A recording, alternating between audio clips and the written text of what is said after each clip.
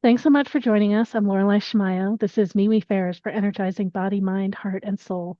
We have events throughout the Northwest, many online, and this is one of our online events. We're excited to be offering a panel again. It's been a few months. It's great to be back. There are 6 panelists on, in addition to me. They specialize in the topic more than I do. And their theme tonight is the art of divine connection, awakening sacred sexuality. So the practitioners will be introducing themselves, and then we'll talk a bit about the theme. It is a broad theme that can encompass so many different things. So everyone will have a chance to share, and then we'll be taking your questions. You can ask us a question on anything. We really want to support you in whatever way we can with a personal question because this is public, because this is recorded, and will go up on our YouTube channel all the time on our events. You're welcome to ask anonymously if you want, or you can ask from the audience, or you can come up on stage with us. We're excited to be with you wherever you are and whatever topics you want supported. They might have to do with the panel theme, and they might be something completely different. I'm excited to have all these practitioners together. Some of them are new to MeWe Fairs. They've only been in maybe 1 or 2 events before, and some of them, it's their first time online with us. So it's very exciting to have all this together and to be jumping in with you. And thank you so much, audience, for being here and helping us have a panel. All right, let's see. So maybe we'll go in, let's mix up the order a little bit from before. How about let's have oh goodness. So let's have Winter and Anna share first. And you've got a little bit more time here. So you can take a couple of minutes and tell us about all you do. If you want, you're welcome to share your contact info or all that to have it in the video. I'm going to put your information in the chat for everybody, and I'll put it in throughout as we go too. So go ahead and Winter. Yeah, let us know who you are and what you do. And exciting to be together.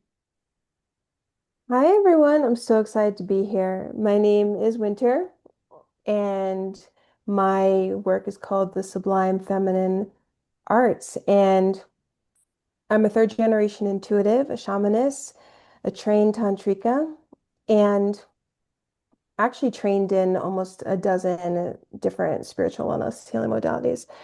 But I am really excited about tonight's talk because these elements, who we are, everything, it's all connected. And it's a topic I feel like is not talked about enough, quite frankly. You can find me on Instagram at I am Winter Clark, my full name, or you can also visit my website, thesublimefeminine.com. I'm excited to talk with all of you. All right. So after Winter will have Anna and then Andrea. Go ahead, Anna. Hello, I'm Anna, and I'm a hypnotherapist. I also teach how to work with your sexual energy. And we live in a culture which disconnects us from ourselves. And women, especially, learn to be ashamed of pleasure, to hide. And this is our most powerful creative energy. This is our healing energy. When you learn how to purify it, when you understand this is your gold, and when we learn to connect first to ourselves, deeply to the body, then we can connect to others and we can heal each other. Thank you. Thank you so much, Anna. So we got Andrea, and then next we have Brenda. Hi, I'm Brenda. Starting out as a psychic and medium, I have also spent many years with different teachers in different forms of energy integration and support, healing, refining your energies. On this pathway, I have also learned more about the alchemy of how energy works through intention and conscious awareness so that you can learn to increase your connection with the divine, to have a relationship with the beloved that is self-perpetuating, that feeds both of you so that it lasts a long time. and how it magnifies and works to take your creative levels, whether music, art, or whatever, to new heights. I invite you to visit my website. You see, you see my name over here. Put an M in the middle for Marie, Brenda M. Asterino.love. You can also reach me through my email or phone number. Thank you. Thanks so much, Brenda. So next we have Andrea, and then DoveLight, and then Naomi. Hi there, my name's Andrea Gehrz. I'm an astrologer, so I'm a little bit more on the kind of mathematical side of spirituality. But I run an astrology school. It's called the Moira Press. A lot of what I specialize in is astrological remediation, which is healing anything that's hard in an astrological chart. Sometimes people have sexuality issues that express themselves in the chart, and I'm happy to take a look at any of those. The reason I signed up for tonight is because I taught a sexuality and astrology class at the local shop here, and we were looking at the different tendencies of the different signs in terms of sexuality. So I thought it would be a good thing to bring to this group as well. If you want to get to know me better, I'm very busy on Facebook. That's where my office is. So you can just find me on Facebook at Andrea Gehrz. My website is also andreagehrz.com, and you can see how to spell my name on my little square. So thank you. Great. Thanks so much, Andrea. Next we have DoveLight, and then Naomi.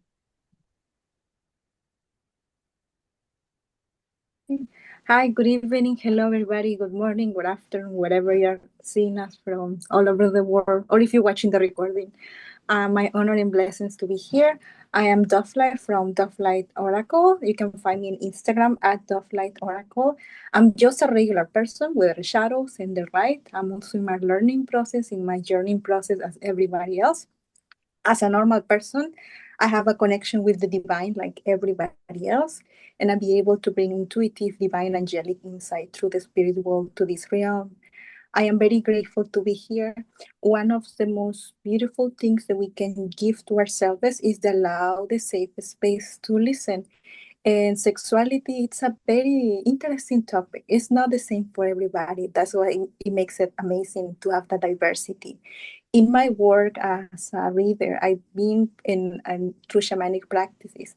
I've been exposed to many cases where people are afraid to explore sexuality because of sexual abuse or other type of abuse, or because they feel guilty or shame in their bodies. And I agree with many things that the people here are saying, the blissful, amazing people here are saying. It is very important to reconnect to the safe space within your body, within yourself, and when you're ready at your own time, see how feel best and safe for you to explore sexuality. Nobody can push you, nobody can rush you, and you have a divine right to choose in the present moment for your life and for your body. So thank you so much. Great. Thank you so much, DoveLight, and Naomi. Hi, happy day, happy evening, happy night. Thank you so much for joining us, everyone, on this very important topic of sacred sexuality and connection to one another. It just brings the most happiness in the world to have a satisfying connection with the ones that we love. I am a Naomi, quantum resonance catalyst for invincible purpose alignment. I awaken soul-driven leaders to embody their most luscious wealth frequency, rewiring their nervous system to receiving, syncing their body and mind to divine timing, and aligning sensually with their sacred soul design, clearing inherited trauma, karmic baggage, and sabotaging beliefs and pain. So you can open fully to all your divine gifts and upspiral your vitality to the life that you dream of and deeply deserve. So I'm really excited to be here talking about this subject of intimacy, because I think it matters more than anything else and gives us the greatest satisfaction in life. And I'm honored that you think so too. Thanks for joining us. And I'm Laureli Shimayo. I'm an intuitive eye reader, body psychology coach, and matchmaker. I'm also an authentic relating facilitator, and I also have the history of healing through sexual trauma and finding a way to reclaim my sexuality and feel safe and feel present in my body while I am sexual. So I love this topic because it requires such presence, such awareness, such self-acceptance. So sexuality is a great teacher for how to be here as a spirit and a body and to fully embrace who we are, balance all the elements of who we are, and connect with another being at the same time. I'm excited to be here, and at the same time, this is totally at my edge. So I think of myself more as a host on this panel, and I may have things that I want to share at various times as well. Well, let's see. Thank you so much, everyone, for joining us. Sometimes when we introduce ourselves, when someone else shares something, we realize, oh, I want to share that about me too. Is there anything else that any of you want to share about what you do? Just the background that you bring to all this before we go around and really talk about the theme more deeply? If any of you have anything else like that you want to share, just totally go ahead. I'll share something. And according to one of the destiny readings that I do, my Pluto is in Two of Hearts. So that's all about relationships. So I grew up caring more about figuring out relationships than anything in my life. I read every book in our house, and there was hundreds in our library about relationships before I even graduated from high school. So I really have an interest in this and helping people figure it out and live the best version of themselves in a committed, happy partnership. And also, my sorry, Laureli. My website is soulmedicinewoman.com, and my Instagram is at soulmedicinewoman Naomi. You're welcome to give me a call at 760-399-2595 if you'd like to chat further. That's great. I was going to say what I judge as a rare experience to grow up in a household where there were 200 books on relationships. Not common. Yeah, not common at all. I was blessed to have that as a resource. Oh, that's great. Well, let's see. So let's go around and everyone and just share a little bit more of what is the meaning of the art of divine connection, awakening sacred sexuality to you. You all shared a little bit of why you wanted to be in this panel. So maybe like a deeper dive, if there's something else about that you want to share about your background or your beliefs about this or any of those things, just helping give a little bit more context before we dive in and answer questions. So we could go in the same order before. And like, I think we started off with you, Winter. So go ahead if there's something you want to share. Take a few minutes, jump in. So I'll say that my personal connection to this theme, for me, it's a journey that really started a few years ago.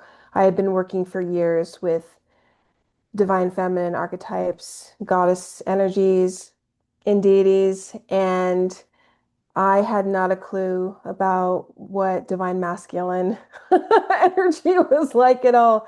And my soul decided to go on a deep dive with it, and it led me to Tantra. And that's how I got into that pathway. But what the bigger part of it helped me to realize was the polarity of energies that exist within us all play out in so many different ways, not just within us, but in between each other, and not just in romantic partnerships either. Like it really is life, like the way that polarities play out, and learning how to move between different kinds of energies and live a life in a balance that feels good for you is really beautiful and really important.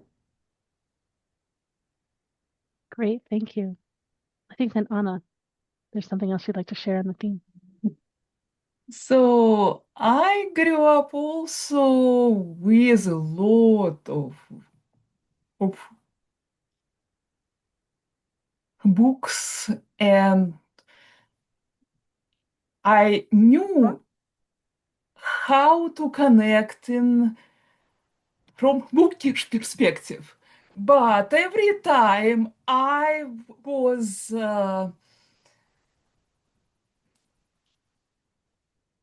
around people, I was terribly shy, and I believed that I was so ugly. I thought that I was so ugly, I want to hide.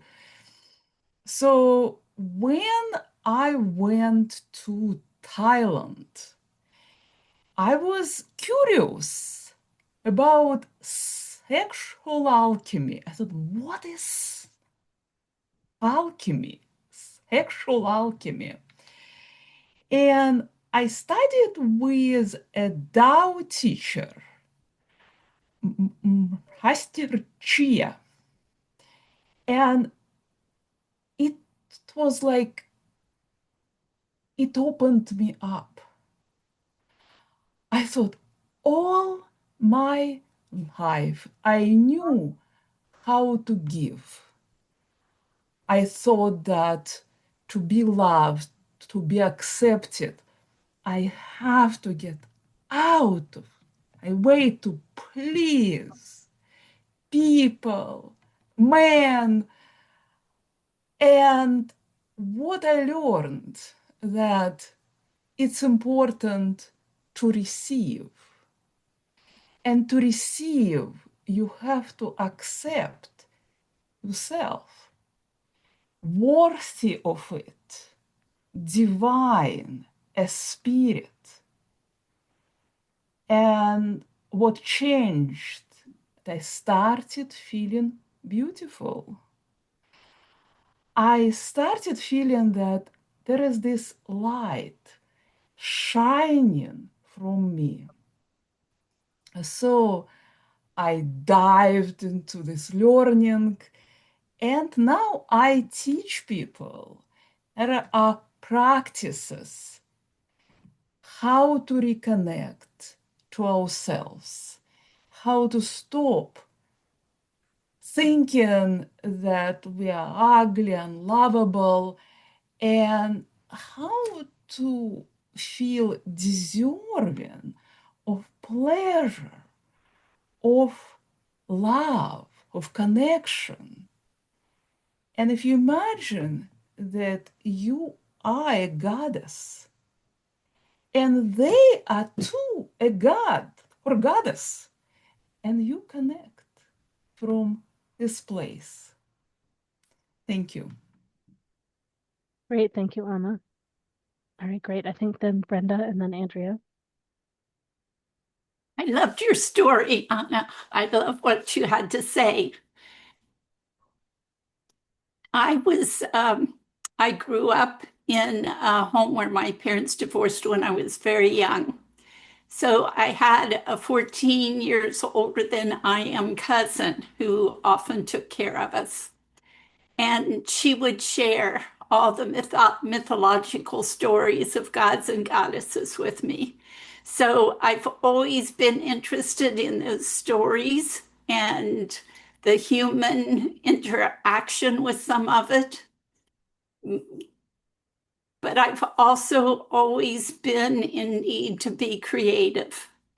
And in exploring all these things, I've also learned through people like Chris Durkees and Sarah Shepard about how there is a crucible and, that helps you achieve an alchemy so that you learn via your own control and playing with that how to be playful and to give and to receive and to have that relationship so that more energy goes into the relationship than you spend on it, so that the alchemy comes in and keeps it perpetuating. Um, it it is magical, but it's something everybody can achieve, and it will help you in all kinds of areas of your life. Great. Thanks, Brenda. Next we have Andrea and then DoveLight and then Naomi.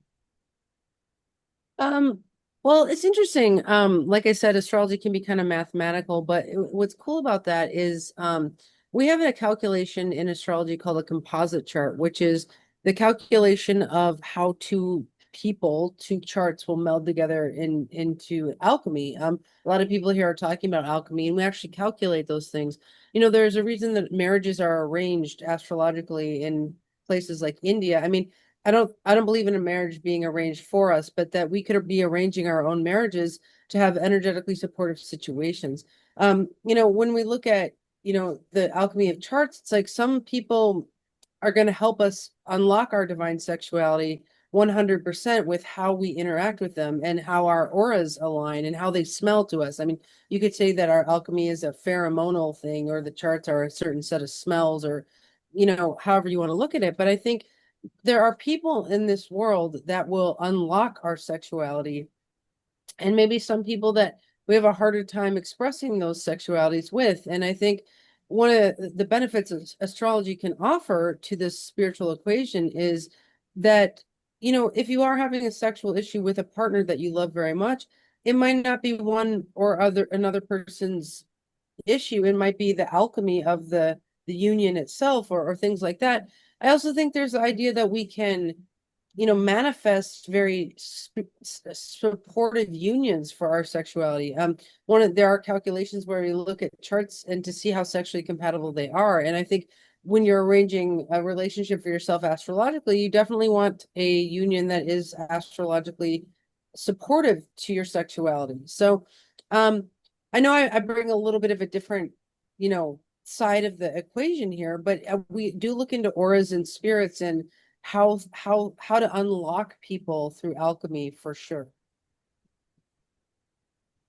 Great, great. Thank you. All right, DoveLight, and then Naomi. Hi. So the question we're answering is how we sorry, Naomi.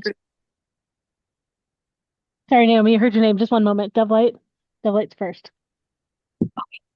Great. Go ahead, DoveLight. Oh, it's okay. Either way, it's fine. I feel like if you truly are if it resonates with you, if you truly are in a spiritual path, it is very important that you honor your human life. It is very important to eat, to sleep, to drink water, to take care of your health, your mental, emotional. So there is always going to be an exchange. When you eat your physical food, you're going to get the nutrients in your body, you're going to release.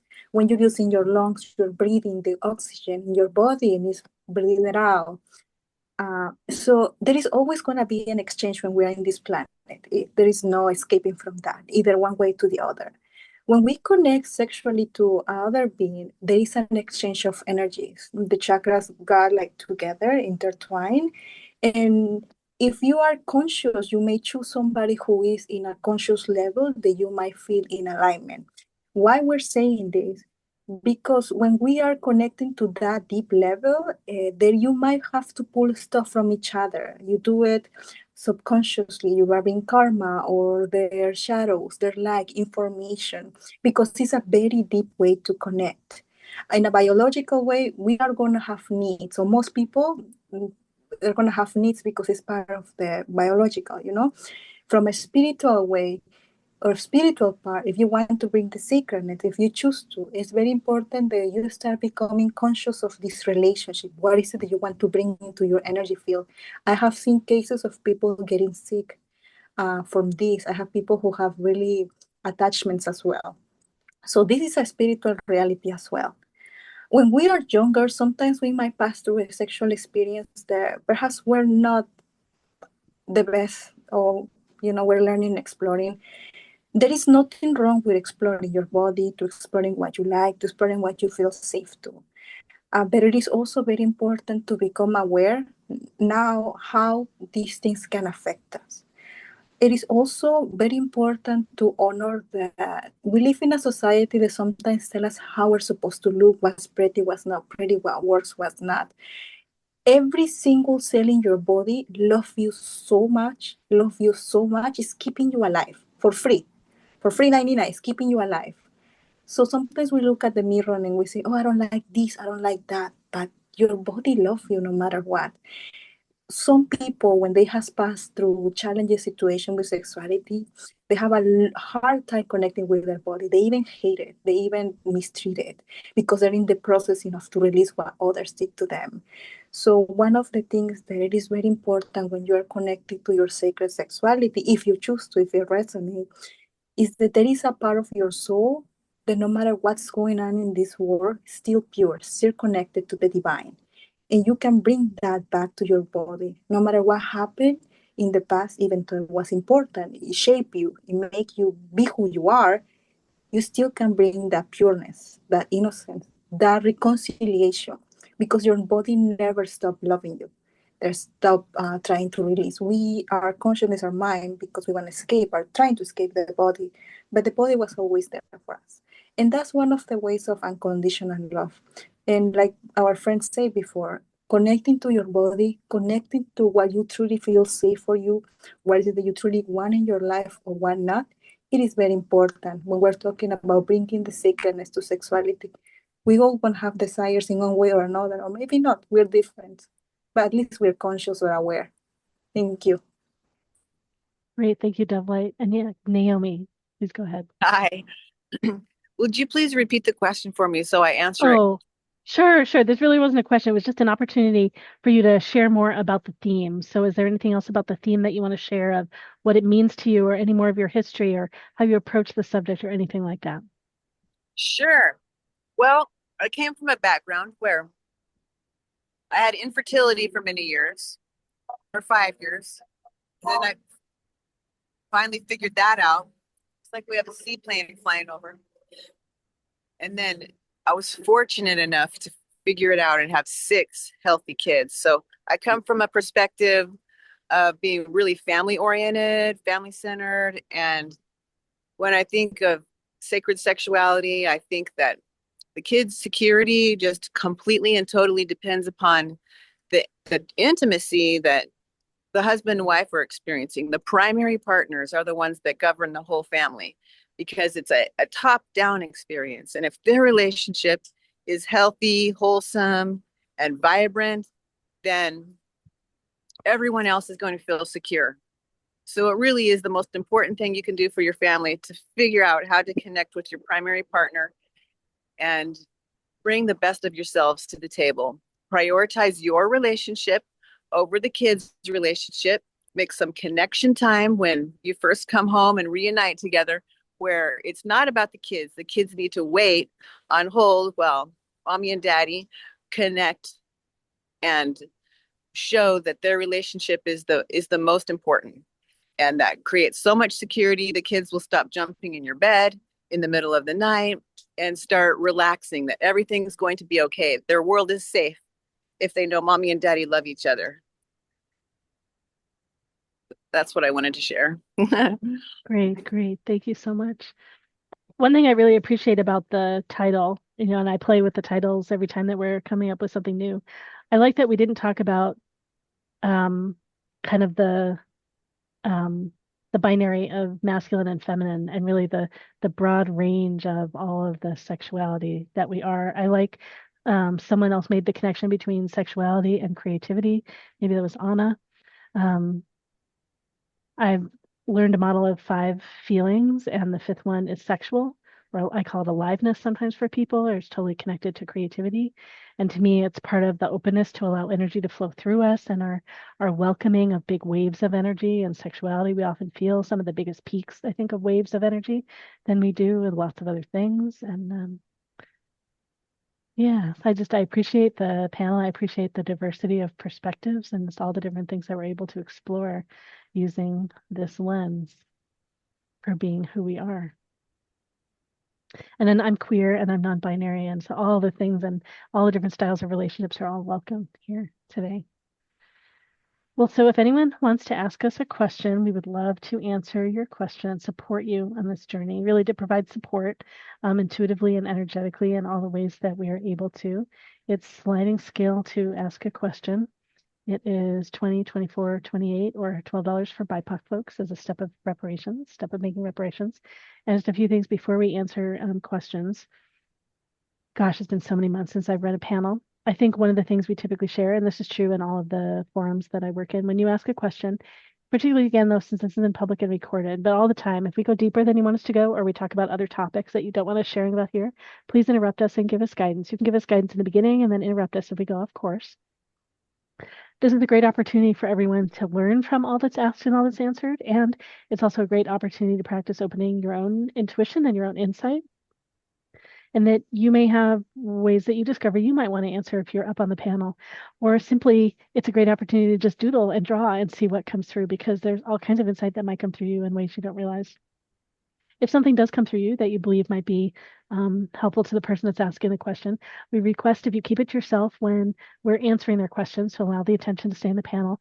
And then if you want, when we're done, feel free to private chat the person that asked the question and first ask if they'd like to hear what came through you that might be for them. Please honor whatever they share. They might feel full after hearing from everyone on the panel, or they might want more. So please go ahead and honor whatever that is and trust that whatever came through you it's here for you for whatever purpose. Yeah, I think that's kind of, we've got fine print in case some medical stuff comes up and just all kinds of different things. But yeah, we're excited to be able to explore any question that you would like support in. It might have something to do with the theme, and it might be just anything that you'd like our insight on. I'm excited to see who's here today. We have some new people that I don't recognize from previous things. And yeah. Oh yeah, DoveLight, go ahead, jump in if someone else on the panel wants to share something. Go ahead. Thank you. It's coming very strongly. That's why I want to honor it. Most indigenous or ancient traditions have sacred rituals, sacred ceremonies. They saw sexuality as part of the cosmos, as part of being the earth, as part of life. It was not separated. Each different tradition have their own way in the way that they understood it in their cosmology. I am from Peru, from ancestral Amazonian and Indian, and I walk the Mayan path. I have worked directly with the teachers of Guatemala. And one of the things that has become very sad to see and very dangerous in the latest time, it is when they mix tantric sexuality practices to indigenous ceremonies, cacao ceremonies, fire ceremonies. They believe that everything has their place. There are breathing techniques, yoga techniques, anti techniques that they might work in a context, but sometimes we need to be mindful of how are we combining sexuality into sacred ancient practices, because the guardians and keepers don't work like that, and we are like distorting, we are changing the way that is very rude, disrespectful, and can be dangerous, because if there is something 100% sure is that we live in a world of light and darkness and duality. There is night, there is day, there is water, there is fire. There is so much things in duality. So when we're working with the sexual energy, creative energy, we want to make sure we are working in a safe space with people with trust, and it doesn't feel weird or icky or uncomfortable. So we have to be mindful of that, because we don't want to be disrespectful to ancient traditions, and also to attract energies instead of helping us to open up might make us sick. And I'm saying this on behalf of our elders, because there have been cases where people combine, for example, cacao, which is not a psychedelic, with drugs and tantric, and ended up just being like a place where instead of healing, you actually get more traumatized. So please be mindful of where are you going and how do you feel. Follow your intuition so you keep safe to yourself. Yes, the divine is protecting us, the divine is guiding us, but we have to also make our part in being conscious of the choices that we do. And I say this with all the respect. Okay, thank you. Great, thank you. And Brenda has something to share. Yeah. So I love the synchronicity of DoveLight getting a message to talk about the sacred when I was getting a message too, but from a different angle to speak to the sacred, because I think it's important for people to realize that sacred means holy. And so how do you apply that to your relationship? Are you giving the person or the situation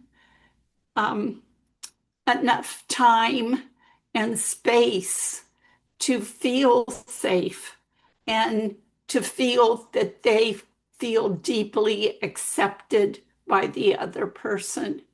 And that seems to me to be a very important aspect, the word sacred in there. Because it's not about technique, it's about how we treat each other.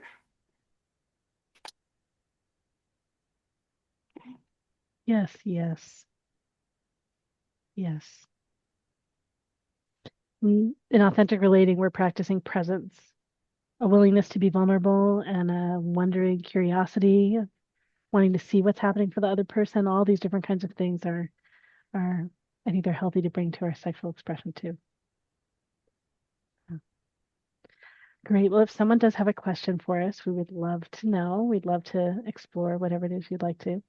Okay, great. And And we generally, so if you'd like to ask a question and you'd like support in something, that would be great. If you, maybe if there's something that you want to share, if you could just share some of it in chat, and then we'll get an idea if we want to, yeah, we could share some of that or talk about that. This is less of a discussion panel, and it's more of a question where we're here answering questions is the format of this one. We have another event, Cosmic Conversations, that's more conversational. But yeah, if you have some, and like a general topic you'd like us to explore, feel free to put that in the chat too. We could talk about that.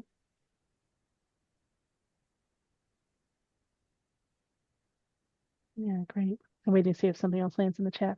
Yeah, and practitioners on the panel, if you have a question that you want to ask or some topic you want us to discuss a little bit more, please feel free to bring that up. Yeah, so if anyone in the audience has a general topic that you want us to say something about, please go ahead and mention in the chat what that is.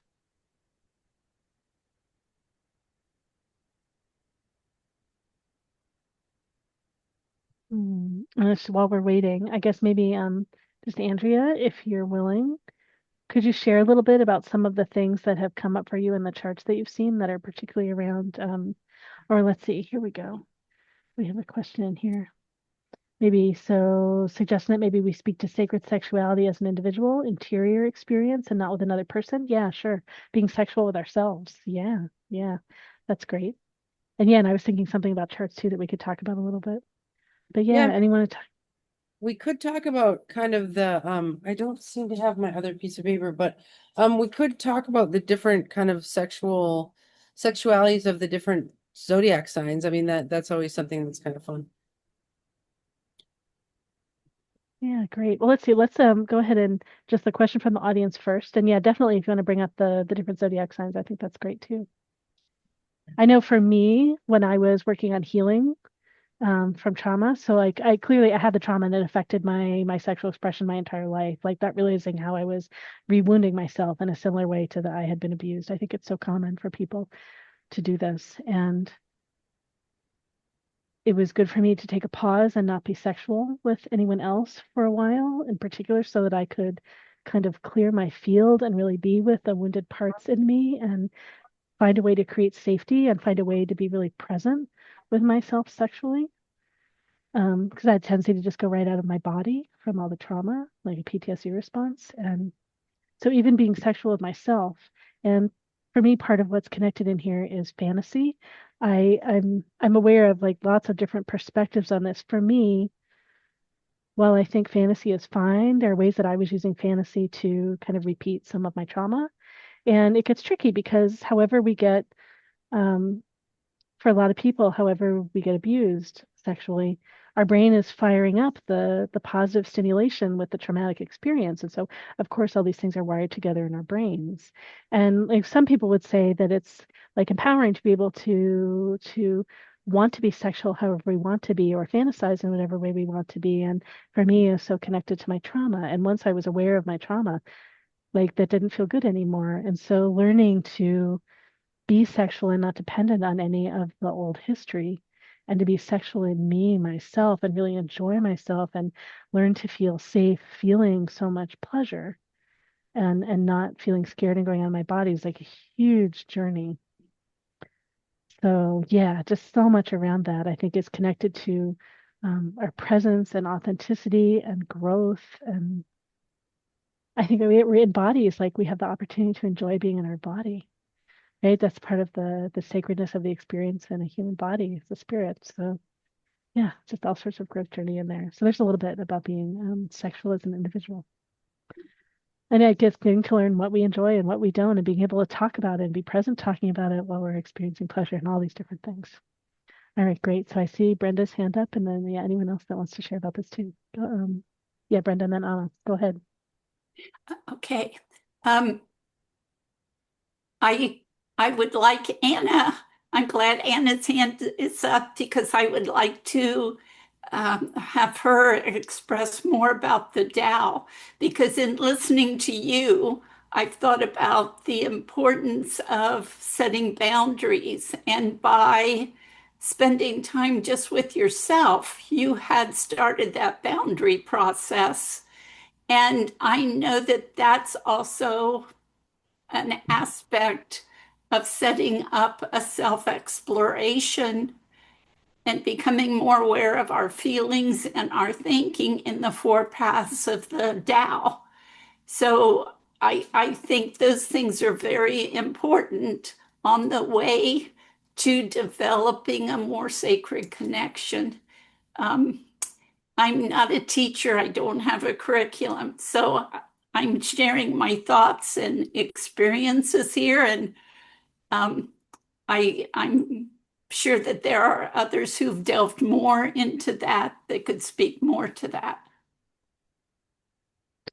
Okay, thanks, Brenda. So yeah, Anna and Andrea. Good, Anna. So when people come to me and they want to learn how to connect through sexual energy, and they want to get to the juicy stuff quickly, and they are very surprised when I said at first, before we even talk about it, they have to learn how to smile to their body, how to go from organ to organ and connect to the unique energy inside your own organs. And then you learn how to connect to your emotions and how to recognize what energy you have. Taoists, they don't believe that any emotion is bad, but they believe that negative so-called energies, which are darker, heavier, more painful, more unpleasant, they have a tendency to get stuck. And sexual energy, just like a spring, water energy, and it has to be clean. You have to learn how to first, before you go into sex, how to clean the source. So sexual energy becomes like water nurturing you. And then when you learn this, when you learn how to be safe with yourself first, then you can boil this energy and turn it into steam. But you don't want to do it, especially with another person, until you both go through this process of connecting to yourself, clearing your stuck trauma, emotions, because otherwise you will become attached to each other. You will start draining yourself. You will start poisoning yourself. So then you can combine water and your flame, boil it, turn it into steam, and move the steam through each other. And it's so pleasant and so healing. But first, do the inner clearing. Great, thank you. Thank you. I know Andrea has something to share, and then Winter, and then DoveLight, and we've got another kind of question related to some of the things in the chat. Oh, great. Yeah, go ahead, Andrea. So a lot of what astrologers deal with is chi. Chi is life force energy, whatever you want to call it, organ, chi, prana. And you might say that we deal with heaven chi, energy coming down from the celestial sphere. And there's something we use called transits, which is when the moving planets move through your natal chart and they bring in energy to you. The ancients would say that the planets play our chakras like a flute. The planets come in and they push energy out. And so even if we're alone, without a partner, we have energy pushing on us from the planets and the celestial sphere, moving us to be sexual or creative, or like Mars energy. People think of Mars as kind of the energy of war, but it's also very passionate, right? It's like, so sometimes we are filled with passion or iron, Mars brings a lot of iron to the system. So sometimes we fill up with passion, and, we could call this a mania or what have you. A lot of times when people are in these manic states, brought in by the planets, they also become hypersexual. And I think, even if we are just flying solo, we have to express our chi. I mean, if we don't, there's a sense of disease that takes over. A lot of yogis balance celestial chi with yoga, but I think the using your energy creatively or moving the energy from the sacral chakra in art or other things can also work. So I think, just acknowledging that we do have energy coming into us daily. Also, the sunlight hits our eyes and it goes down our spine and comes out our chakras. And so just even the sunlight hitting our eyes and giving us energy makes us into sexual creative beings. And so that is part of why we need to express sexuality to stay healthy. Oh, great. Thank you. Thank you. Next, we have Winter and then DoveLight. I love that you're wove the planets and then into the chakras, Andrea, because that's exactly along the same lines that I was thinking of, speaking on the experience of sacred sexuality from the individual perspective. I'm really going to be I look at it through the lens of Tantra, just through what I've personally embodied, just speaking from my statements, but understanding that when we're used to moving towards another, um, in the way of attraction and getting desires fulfilled and all those things that our passion and our lust brings us towards. In Tantra, when I learned that it's really about coming back home to self and understanding the different beautiful ways that our body processes and fluidly brings through sexual energies, not just on the physical, the mental, emotional, spiritual planes, but also on the energetic planes. And, this is where it comes back to the chakras as well. When you have an understanding of how sexual energy moves through our bodies, we're able to enjoy it on these incredibly deeper levels on an individual basis when we understand how to move energies through our bodies in different ways beyond orgasm, but through visualization and energetic techniques, we have these deeper understandings that begin to come into play, and we begin to learn the things that we like and that we don't like. And then coming from that place, then maybe moving into connection with another. But it's this deep understanding of like, who am I? What do I want? And what do I actually desire? Allowing yourself to really explore your whole being on all these different levels in the sense of connecting divinely with your own body in a very sacred way.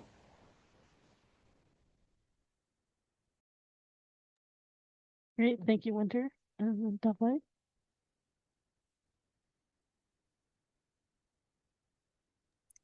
This is regarding the comment. When I raise my hair is because I see the comment the Mandy did. Is that okay? Yeah, sure. That's okay to dive in there. Yeah, it says along the same thread, it is common for people's deepest, darkest fantasies to be linked to sexual abuse and trauma they experience. What are some ways these people can begin to develop new, healthier fantasies if they are tied to a healthy, abusive experience? The first thing that our elders will do in the Mayan path, they will bring back the piece of the soul to the body, their spirit. They call it body-spirit reconnection. This is not something made up or the new age. More ancient traditions have this concept that when something traumatic or something really shocking happen to the person, a part of their soul, a part of the spirit leaves the body in order for the person to survive. So a part stays and a part goes. In psychology, we might see this as disassociation when you leave your body. But in the spiritual realm, you actually go find the place, find the dimension or the time and space when these pieces are, and you bring it back to the body. And this is very important because many times we do a lot of, which is an important type of healings. We work with this, we work with that, but nothing is really making us move forward. So the first thing that they always diagnose with this is bringing back the soul back to the body. Sometimes we go back to do the same negative or unhealthy experience because in a spiritual subconscious way, and only take this if it resonates for you. I don't have the ultimate truth. This is only one way to explain it. Because when the trauma happened with the sexual abuse, for example, that piece of your soul left. So subconsciously you go back to the same situation because you're still looking for that piece. And once you get that piece back to your body, you start integrating the memories and energetic, sometimes the gifts and your light come back. So you can see in the people's eye their light coming back. Then it's easier for you because now you're more in your body, you are more aware to be able to put the boundary. We lost the boundary when things happen to this level to us. And because we're not in our bodies, we're like a little bit like, I don't want to call soulless, but you can see a person, you can notice that they don't even know how to say no anymore. So that's why they also keep coming into the same unhealthy pattern. So that's a good way, a spiritual way, and also finding the therapy or the proper progress that might help you. For some people, it's working with animals. For some people, has been working with children, people who has been sexually abused as a child, and they cannot forgive themselves for what they happened, even though it was not their fault. Sometimes they start learning through working with kids that kids are innocent. So if kids are innocent, you do not wish them bad. Why would you wish bad to yourself? You see, you disconnect to yourself so much that you forget, for example, that you were a kid when that happened. So first thing the elders, indigenous people do, bring you back to your body. They do a soul retrieval, spirit body reconnection. Not everybody can do it. We can learn technique, but to be honest, one person who has the gift for is connected. It's the proper person to do it because it's very sacred work. You're actually bringing a piece of your life back to your body. So if you do that, do with somebody that you trust, and it can really help you. And the second way, it's awareness. Awareness. It is very important to know or to. I know it's hard because it hurts. We're afraid. It's painful, and nobody's rushing you. There is not a clock that say you have to heal this day at this time. That's impossible. Become aware of where you are in your journey and start having compassion for yourself. Sometimes we truly lose the compassion for ourselves. We become our best friend, or we learn how to become our best friend to ourselves. So we stop punishing us, because that gets into the healing. That gets into going back to punishing. When you punish yourself, you go back to the healthy patterns, you go back this and that because you feel like you don't deserve nothing better. So it is a process, it is a healing, it's coming back to your body, it is becoming aware. So you learn your boundaries and you be patient to yourself with compassion. But there is no one recipe for everybody because we all different. We are choosing different. Okay, thank you, Mandy. No, that's great. I'm going to jump in and share just a little bit too before Brenda goes. I know for me, part of what's so important is when I realized the connection between my fantasies and my trauma is to not blame myself, and to feel really gentle and accepting, and to understand this is just a natural part of how my body like moved through and moved with all that was happening, and protected myself the best I could. And of course, these things are all connected in my brain. And then, so for me, it was not only feeling aroused, but learning to feel the grief of the situation at the same time. And that's part of how the fantasies for me became less arousing. I wanted to be able to shift. And then there was simply learning to feel pleasure in my body, not sexual pleasure, but simply pleasure in my body, and stay in my body, right? So even just all kinds of touch, just me, not with another person, and eventually doing these things with another person, but so letting myself feel pleasure, and then letting myself feel pleasure sexually, sensually, that is sexual, where I could have more of an empty meditative mind in some ways, where I didn't have to fantasize and I could actually focus on the sensations. So I was learning to do that really from the beginning, and learning to then do that with another person. And yeah, so that's how I did that, where I consciously was wanting to separate these things and to be able to be present here with me as I wanted to be sexually. Yeah, and then I said there are other approaches. Some people feel really empowered that like this is their history and this is the way their brain is wired and they get to utilize it however they want. I'm supportive of whatever feels good to whomever that is and wherever they are. All right, great, Brenda. So I believe part of what Winter was talking about, and you correct me if I'm wrong, is the movement of the Kundalini, or the movement through all the chakras of the body. Okay, and this is something as women, I think it's important to, or as people in female bodies, it's important to be aware of, because we have 3 openings in our pelvic floor. We have a greater connection with certain earth energies. So we are powerful, and we can use those energies if we're aware of the movement and we're aware of how to integrate that. Somebody mentioned something that made me think of charisma. Many people, if you were talking about hypersexual as a form of charisma, sometimes when people get that energy stuck in the first chakra, they become very charismatic.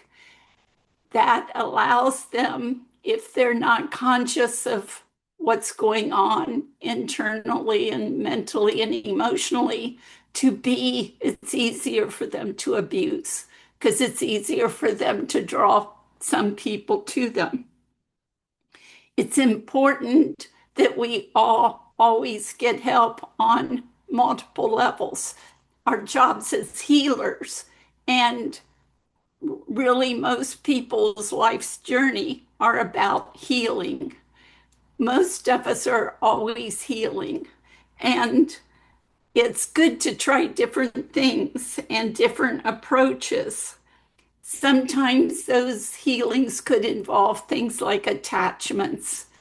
I don't go to the place of demons or those kinds of words, but some people do get attachments because there's still that child trying to be saved from abuse.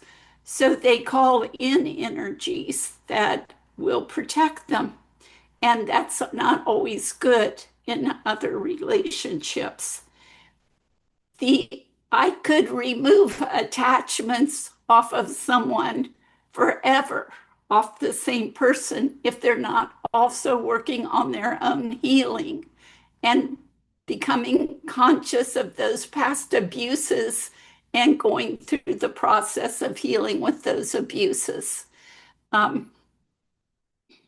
Integration is very important, and that's one of the main things I do as an energy practitioner. Most of your chakras have things that hold them in place. Your skull holds your third eye in place. Some of the bone structure here helps your throat.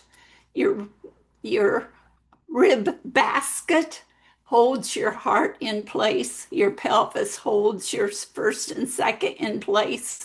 But your third goes out of whack. If you drink too much alcohol, if you eat too much sugar, if you go into fear, if you have negative thoughts about the neighbor who gossips all the time, you can lose energy really fast just by perpetuating some habits that keeps you out of integration. Keeping out of integration doesn't help you get to sacred places. So all of those things are important. And just a quick thing, trauma and PTSD have been brought up a number of times. I've had more than one head injury. I know PTSD, and I've had other kinds of trauma. And in talking to a counselor about trauma, she specializes in trauma and PTSD, and she explained to me how trauma, even the trauma of an ongoing stressful national situation, can throw your brain into chemical changes exactly like you have PTSD. So that's just something to be aware of when we're dealing with each other and the person's having a hard time concentrating or whatever. Be aware that this is kind of something we can practice kindness with in our country at this time. Okay. Thank you.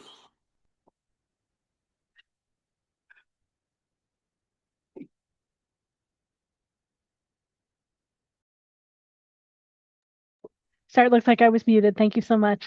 I appreciate all the things that come up in all this conversation. So I think we've got Naomi and then Anna. Go ahead, Naomi. I really love hearing everyone's different perspectives too. So nice. Everyone speaking to sexual healing, and I love that. I think for us as women, one of the key ways we can facilitate our own sexual healing is making a time every day where we're just with ourselves, strictly for the purpose of pleasure, and learn what those sensitive nuances are that do create pleasure. And don't be in a hurry with yourself. Just take the time, create a sacred, dedicated practice where you spend time with yourself, understand your body, and really get into a super high degree of pleasure, because it benefits to your whole life. And I think it reaps massive dividends if we learn how to connect with our own sacred sexuality first before sharing it with another person. And that's kind of a sensitive topic, because in the religious background I was from, that was taught that was a no-no topic and something that you should save just for your husband or your partner later on. But I'm really glad I didn't buy into that. And I'm really glad that I took the time to understand my own body, because then when I'm with someone that I really enjoy, I find it easy to respond because I already know how my body works and I'm comfortable with it. And I can invite someone into a private, sacred pleasure zone that I think really does open up our creativity and all kinds of magic to happen. That's just my suggestion. Great. Thank you. All right, let's see. So I think there was, sorry, I think that knocked off. I think we have Anna and then DoveLight. So I have some books, and they teach how to use our energy for ourselves. They are pleasure which drains your energy. You have pleasure that your energy just goes out. So when people engage in excessive fantasies, especially if they have elements of abuse, this is draining energy. And of course, it's your choice. But when we don't understand that we can have pleasure, which is draining our energy, it can really age us. And you often see people have this look on their face, the aged look, but it's not a beautiful aged look. You can see that they're exhausting this sexual energy.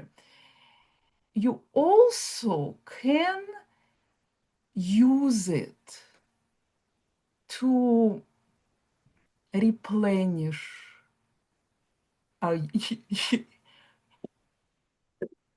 your organs. You can learn to move it up through all the organs, and instead of just spilling it, you can use to circulate it inside. And when we have a partner who is respecting us, who wants to nourish us, not just to use us, not just to drain us, but they want to replenish us. They want to give and receive. Then we can circulate this energy through each other, and then it amplifies.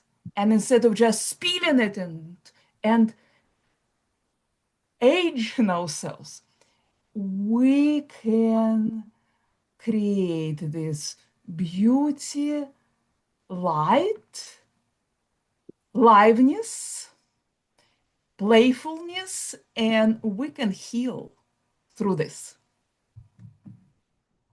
Thank you. Great. Thank you, Anna. Next, we have DoveLight. I just wanted to say that one of the most hurtful betrayals that I've seen during my readings and cases has been when people allow themselves to do things that they truly don't feel or don't want, but they don't know how to say no. Once again, the boundary part comes back in the awareness to know what you truly want and what you don't. And many people has been, for example, no, we don't say nobody's name. A person is with a married guy, and she don't want to be with a married guy, but she want the guy, and she allow herself to do things that she know in her value, in her spiritual path, that she's not supposed to. This is one way.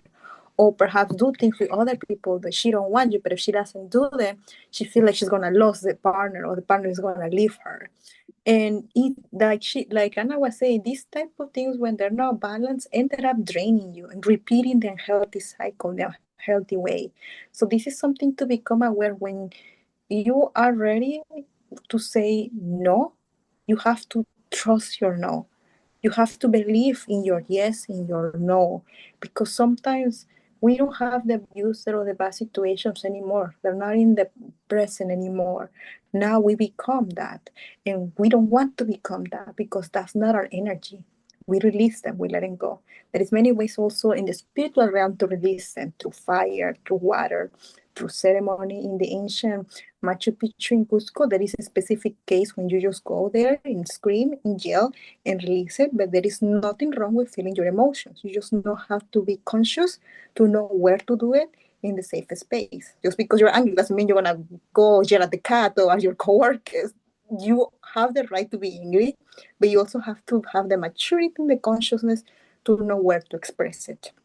And that is something very important.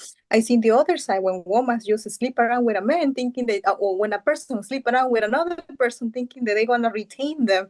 And sexuality is part of passion, but never ever is going to retain a person if the person doesn't want to stay. And then you're just pulling out a heavy energy in your energy field, and now you're becoming sick and you're becoming more confused and you're not grounded. Once again, it's all about becoming conscious. We do have the freedom to explore sexuality as human beings in the healthy way, in the proper way, in a legal way. But it is very important to be conscious, to be genuinely conscious of what we're doing. Okay, and thank you. Thank you, DoveLight. We next have Naomi and then Brenda. I love what DoveLight said, to really respect your own boundaries. It's so important. And one thing I've learned too, along that same lines, is don't allow yourself to be rushed into any kind of intimacy. Sometimes true intimacy, the best true intimacy, can be created by waiting and developing spiritual intimacy with your partner, mental intimacy, and a true friendship. And then when you finally do connect, it's a very deep, rewarding, completely fulfilling experience that feels at a soul level very, very grounded. Oftentimes, women get pushed into having sex quicker than they want to, and having the whole experience end a lot faster than before they're even really ready to go. So I recommend being really confident with taking your time and realizing and listening to your own body. In fact, you don't even really need any external lube if you just wait for your body to tell you when you're ready. And the longer you do wait in that sexual experience, the more satisfying it is and the more gratifying it is. So I found that to be just a super excellent way to amplify intimacy, authentic intimacy, and also amplify the highest degree of pleasure that comes from a true soul connection. And just a comment that just appeared in the chat. I don't know if it's something you want to address before we move on. The person said that happens to guys too. So maybe about moving in, like stepping in faster than they want to, or yeah, just not taking their time to experience everything. To be ready. Sweet. That's good to know that guys experience that as well. Yeah, great. All right, let's see. We've got Brenda and then Andrea and then Winter. Go ahead, Brenda.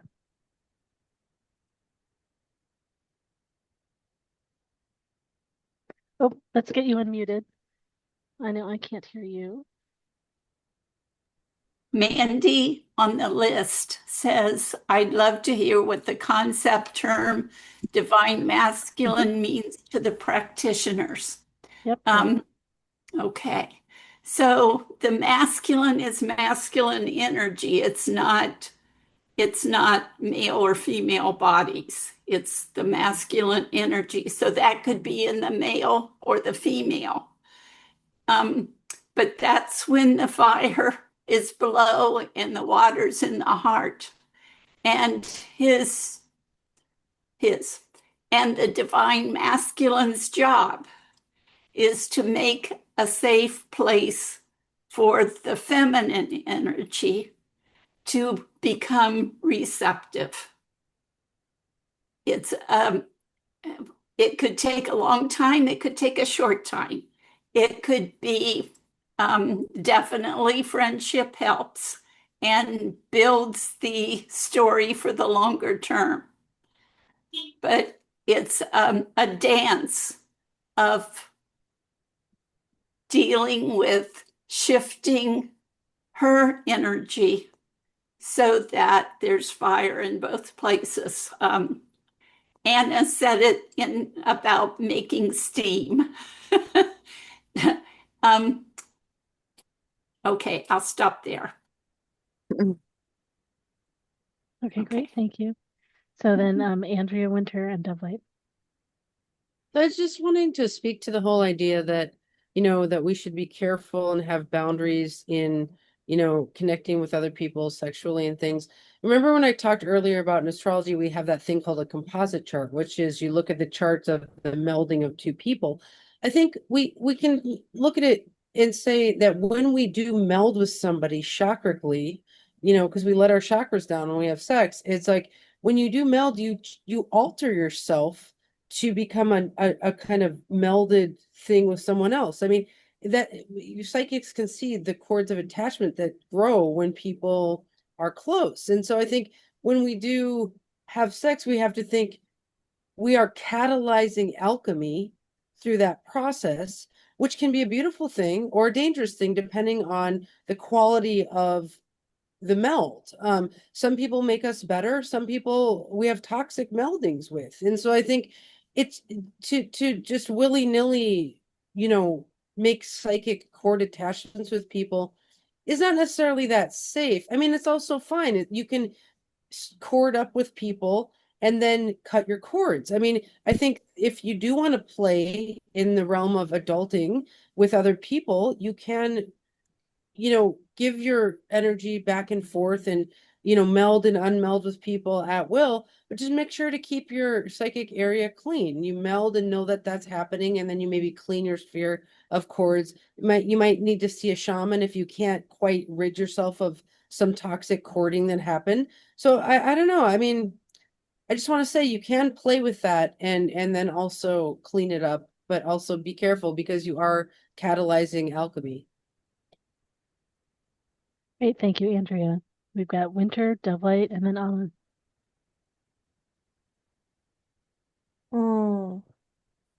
So I'm speaking to what Mandy asked about in the chat, what the concept or term divine masculine means to the practitioners. So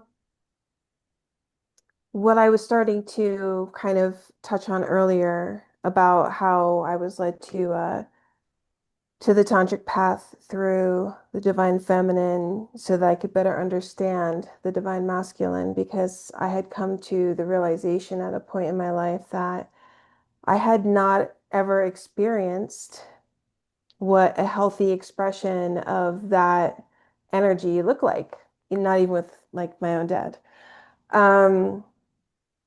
So I set out on a journey to understand what does this look like?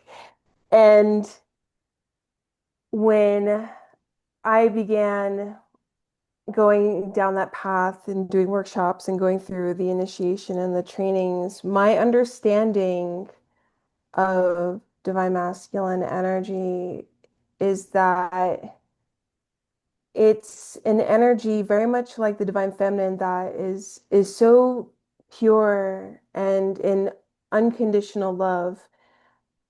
And it also differs in its strength and presence and awareness and the ability to hold a container and witness the opposing polarity in all of its light and shadow, and to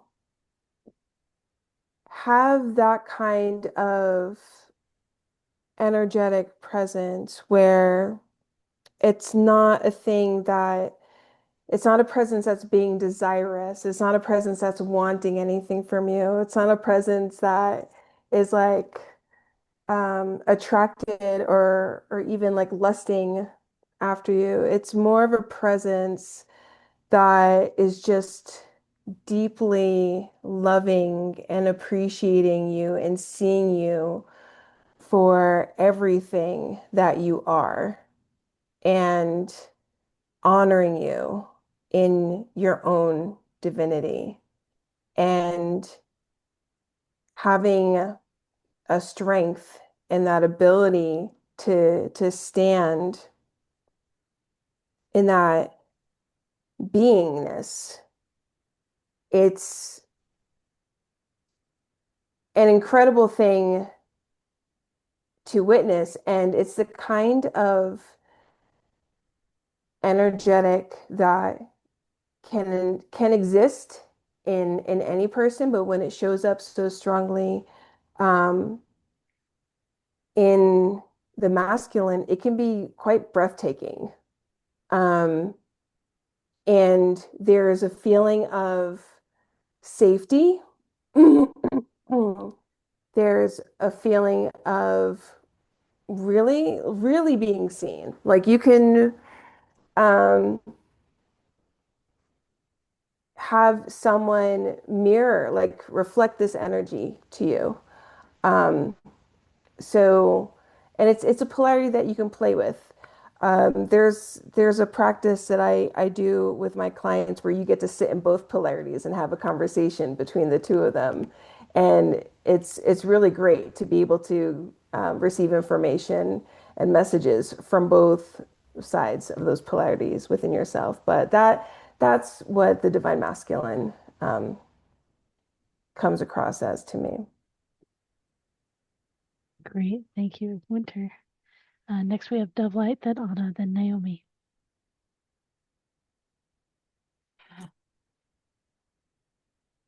Yeah, so DoveLight, you're up.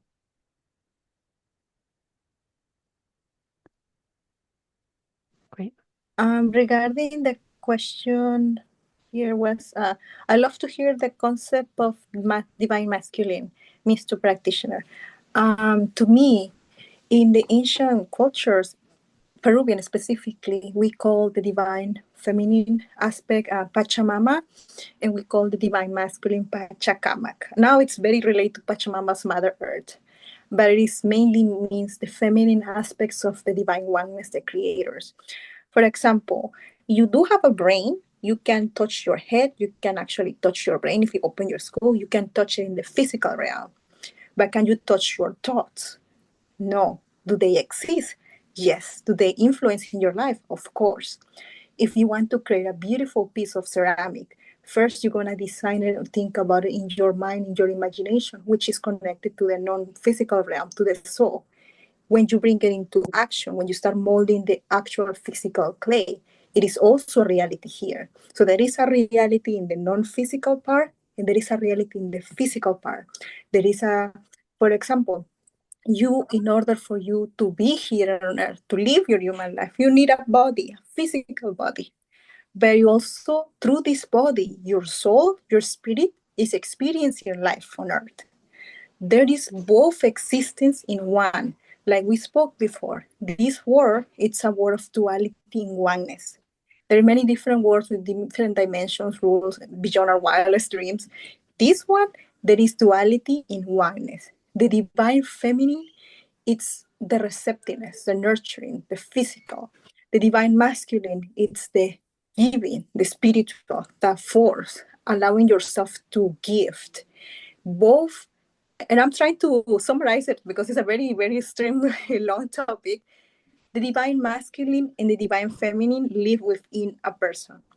If you're a biological woman, a biological man, it doesn't matter. These two energies, polarities, are within you because they live through your body, through your soul, through your mind, through the way that you are, Just the fact that I'm speaking, I'm using my voice, which belongs to the non-physical realm, but I'm using my mouth, which belongs to the physical realm. This is the divine masculine, divine feminine, are part of a divine oneness. The divine oneness goes beyond gender, beyond form, beyond anything. It's just oneness. But in order for us to play and experience life in the way that we're doing it, which is a gift, crazy gift, but it's a gift, we need to have this type of separation into coming back together once again. So when we speak about the divine masculine, we're speaking about the force who makes you go do something, move forward, protect. It's like energy of a hunter, like go get it.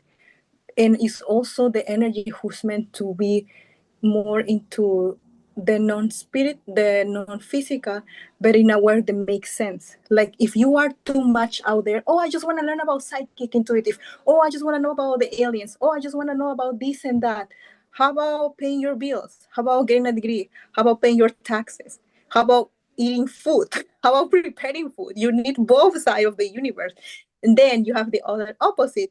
Oh, I don't want to have nothing to do with that mojo, with that craziness. I just want to do my work. I need to pay my bills. I need to do this. I need to take care of the kids. I need to take care of this and that. That's part of the human experience, but that's also an extreme. Then why people feel so lonely? They're like missing something. They're lacking something. And then why we see people in the spiritual realm so out there that they lose the touch with reality. So everything, it's about coming back into the balance. The divine feminine with the divine masculine. So we can truly, in my personal experience, I'm not going to tell you, oh, a divine masculine is just a man who knows how to take care of women, who is nice and all that. That's beautiful, but it doesn't have to be a man. The divine masculine is the core energetic essence who has that willingness to go protect, go do it, in my tradition, who has part of the non-physical. And they need each other. Sometimes we see women that because they lost their touch with femininity because they have to protect themselves. So because of the surviving of their ways of their life, they're more into their masculine energy. And then we see men that for whatever reason, they got wounded in their feminine energy. That's why their masculine is also not balanced.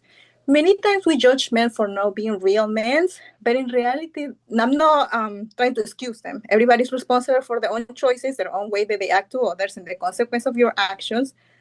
But most of the times when you see these wounded men, they are wounded in the feminine because the feminine and the masculine are connected. In summary, it is the two polarities who come together to create something in the oneness.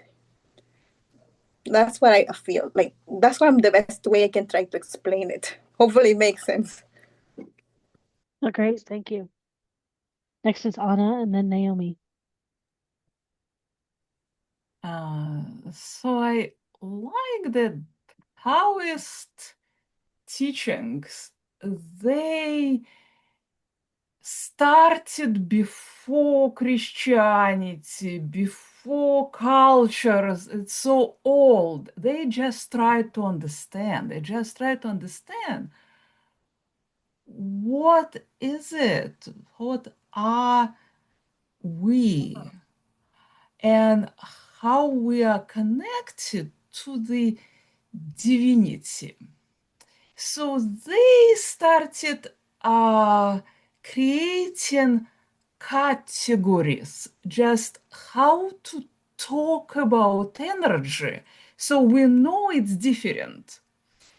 And if you imagine God, whatever it is, just the energy, one. And then we want to create this physical realm. We start separating this energy, and first we create two opposites. One is dark, dense, and cold and still. It's the earth. And then something which is hot, active, it's the sun. And the sun has to fall on the earth, and the earth has to receive the sun. If we just have the earth, still dense, heavy, cold, dark, but no sun, no life. We only have sun scorching, beating on earth, and earth is dry, cannot receive it, no life. So there is a balance. The sun has to be warm, not too hot. It has to gently nurture the earth, but the earth has to be receptive, fertile.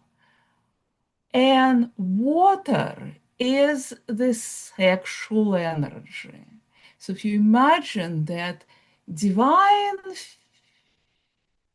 feminine is the earth, this dense, dark energy. Divine masculine is this sun. They need each other. And within us, we have all of it. If we just live in this active mode, doing, pushing forward, we become dry. There is no fertile, receptive energy. If we just wait for this energy to come to us and we just dance in dark and resting all the time, again, no life. So we have to have our feminine energy. We have to allow ourselves to rest, receive, to be dark and still and cool. And we have to have this divine flame, sun energy, hot and active energy, and they have to move together. And then you find another person and you learn how to move together. Sometimes you are active and they're receiving. Sometimes you are just allowing them to be active and they are active. And then you have pleasure, light, and life.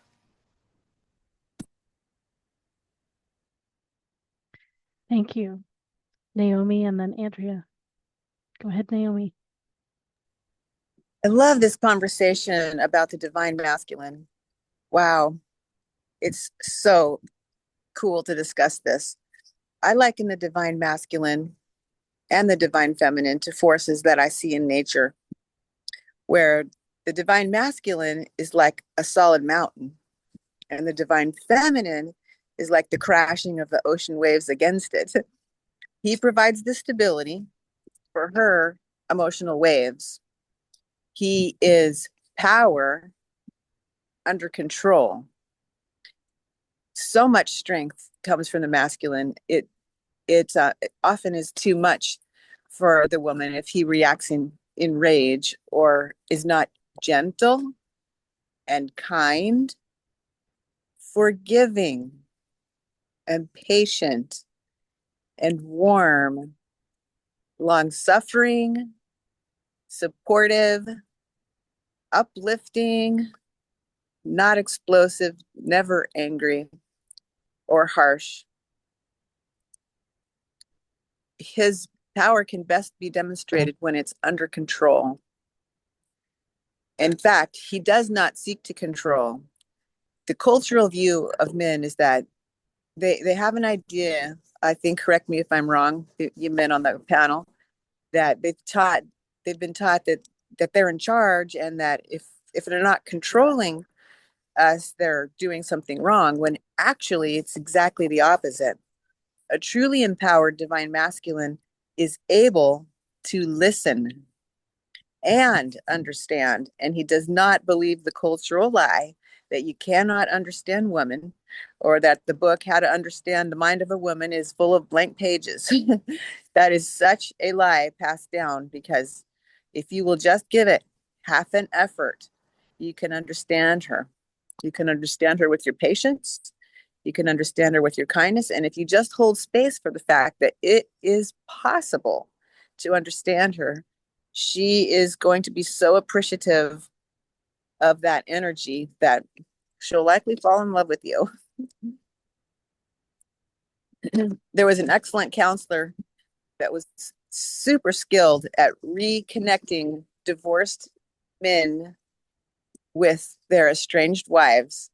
He'd shepherd them for 3 years to teach them how to understand the mind of a woman. He was very successful. He didn't even have a regular counseling degree. He just claimed that he channeled it from God, and God showed him how to understand women. And he had so much success that he reunited 90% of these estranged men back to their partners by just teaching them to be gentle and kind and forgiving and patient and understanding and listen. And it took a little while, but these women all eventually responded because they could not ignore that kind of love. That makes a real impact. I hope that helps. Yeah, thanks, Naomi. So great to hear all these different examples and perspectives. And Andrea. So, in astrology, this is actually a huge discussion of masculinity and femininity in the human form, because there are what we call masculine and feminine signs. You know, Aries is said to be masculine, Taurus feminine, Gemini masculine, and so forth. Now, I've had many students over the years who took issue with those words. So sometimes we call them yin and yang signs if you're more non-binary or things like that. But what's interesting about astrology is it accepts multiple genders in the same human. So you can have planets in Aries and then planets in Taurus. So you can have a yang figure in you and a yin figure in you. And then it's cyclically expressed through the moving planets. So as the moon goes around every month, you know, your yin parts come out, then your yang parts then come out. And, you know, so it's like one of the things we look at in astrology is what are the genders or masculinities and feminities available in this one person? And then when are they cyclically going to express? Sometimes Pluto will hit a part of a chart for 3 straight years, and you'll have hyper yang energies for 3 straight years, and you feel more like a man for 3 years. And then all of a sudden it will hit your yin energies, and for 3 years you feel more female. And so I think the idea that whoever said that we have multiple, in one person, astrology would absolutely agree with that. Just adding to that there's a cyclical fluctuating element to our sacred and divine masculinity and femininity. Great. Great. Yeah. Oh, let's see. DoveLight's got something to share. Go ahead, DoveLight. Oh, you're muted. Let's get you unmuted first. Naomi was mentioning, she see the masculine as a mountain and the feminine as an ocean. It's interesting because in the Andean cosmology, the way the soul or the spirit comes through a star. And it comes when it wants to come to the earth, or it decides to go to the earth, it has to pass through a mountain. We call it the Itu Apu, which is your father in nature. And it has to also pass through a body of water, which is your Pacarina. So wherever location you were born, the closest mountain and the closest body of water, it is your feminine and masculine, your mother, your father in nature, because you humans need the connection with nature to be here on earth. And it's very beautiful to connect with that. So that was interesting when she mentioned. And the other thing that I wanted to mention was there is an exercise when you stand up, center yourself in ground, and through your breath, start feeling the bubble around you. And you start feeling if your masculine side needs something to be balanced, or the feminine side needs to be balanced. You just do it to the power of your intention, and you can feel it if you're conscious your intention. And for some people, the masculine is the right and the feminine is the left. And for other people, it's vice versa. So I see this in the spiritual that they teach you this is the masculine side, this is the feminine side. But to be honest, it is not true. My experience, because we are very unique beings who have different energies, different planets, different type of influence. For some people, one side might be the tendency to the masculine and the other one to the feminine. And once you feel if it needs balance or no, you start breathing it out until you feel like it's balancing out. And if you see any holes or feel any holes, you breathe them and you visualize a light that is closing it. It's a very easy exercise and it works wonders because we all have this bubble. We all have auras. And in order for you to work with this bubble, you have to work with the energy field, which is not part of the non-physical. And the non-physical realm, you work through intention. Okay. Thank you. Thank you, DoveLight. Anna has something then. So I want to talk about trauma.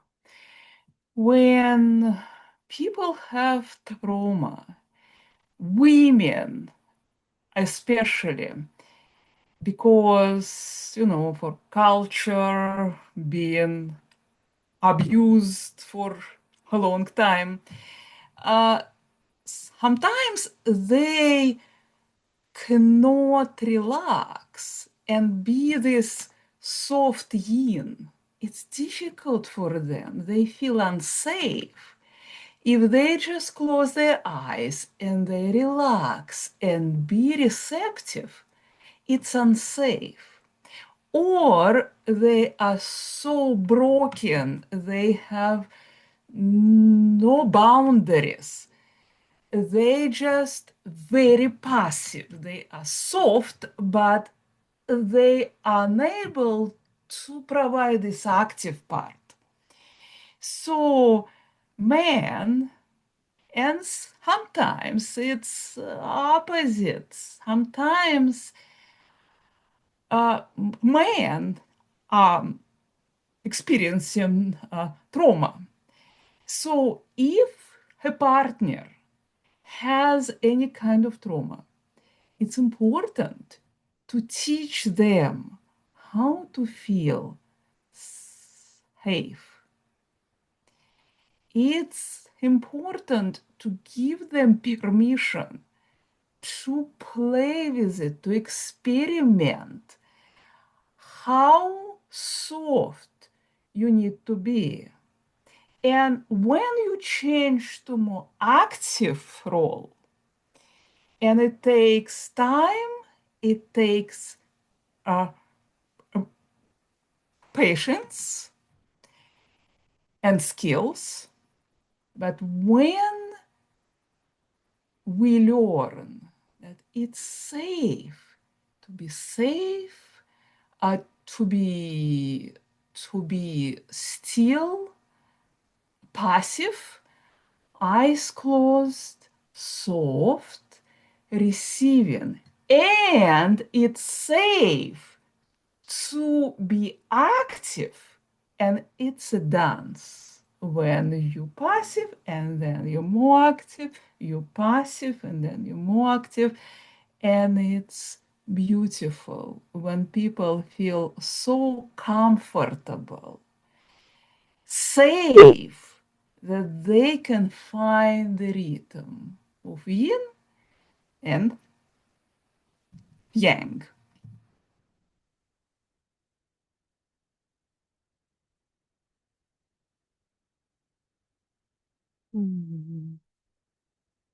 Just reminding everyone in the audience again that we are here to answer your questions. If you'd like support from us, you want to ask a personal question, there's a sliding scale.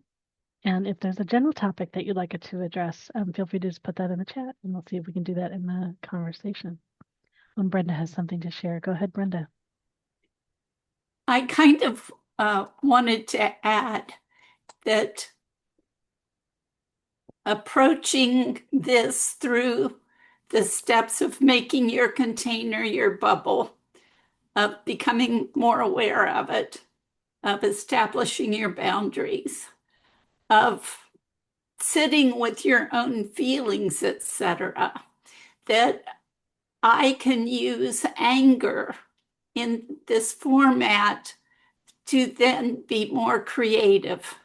The anger gets channeled into creativity instead of ongoing anger or hatred or whatever. And I proved it to myself that it was a higher level of creativity, because the things I produce when I'm channeling things like anger or major disappointment or those kinds of things through this same process, those are the ones that other people like and buy. My other paintings are less likely to sell. So I do hit a higher point of creativity. So this process of getting to know yourself better and finding out how to make your crucible or your chalice or whatever to light the fire under, etc. It does work in other parts of your life, and not just in relationships with people, but in relationships with yourself and with what you do in life.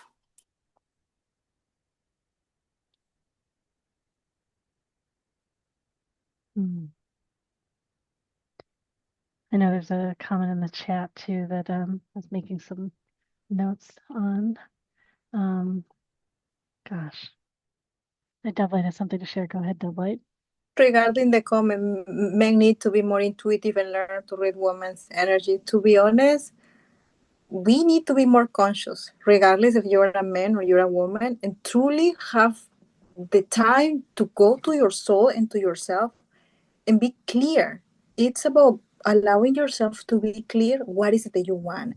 Because in this world, we all see sexuality, we all see healing, we all see intuitive in so many diverse ways, that the most beautiful gift that you can give to yourself, it is know what you want. And then when you find a partner or a potential person to have sex or intercourse or intimacy or a long term or a short term or a night time, whatever you want, whichever way you want it, do it from a conscious place that feels safe for you and also feels safe for your body. So sometimes the most beautiful gift, like I said before, that we can give to ourselves to honor the sacredness of sexuality is to learn how to say no when you're not feel or you're not sure. Because I've seen this in many of the readings as well. People trying to change other people. And if the person is not willing to listen, that means that You're not asking the person that it's in alignment with what you want. And then you truly have to be honest to find something or to redirect your energy in something that you truly want that aligns to what it's in your heart. So we can say so many things about so many people, but at the end of the day, you stay with you, you live with you have the right to choose how you want to live it, with who you want to live it, and in which way. So I feel like that's very important because we can say women are this, women are that, they shoulda, coulda, woulda, but at the end of the day, we're not God. We are from God, but we're not God. Everybody has the right to live the way that they want to do. And if it doesn't align, let it go. Move forward. What you want, go for it. You deserve it. Thank you. Thank you, DoveLight. And Andrea has something to share. So I was going to kind of weave through a few comments that I saw. One is someone mentioned that partners should be yoked, and I was wondering, can I speak to that comment? Yeah, go ahead.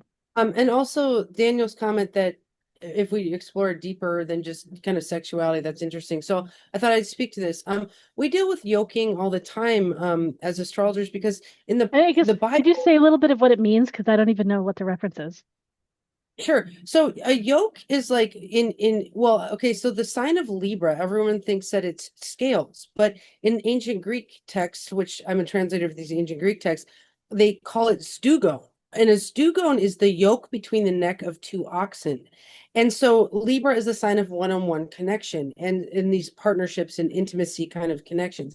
And so when you take two oxen and you yoke them together by the neck, they plow the fields of life together, right? So biblically, you're supposed to be equally yoked to your partner. So if you have a really big oxen and a very small oxen, how do you think it goes plowing the fields together?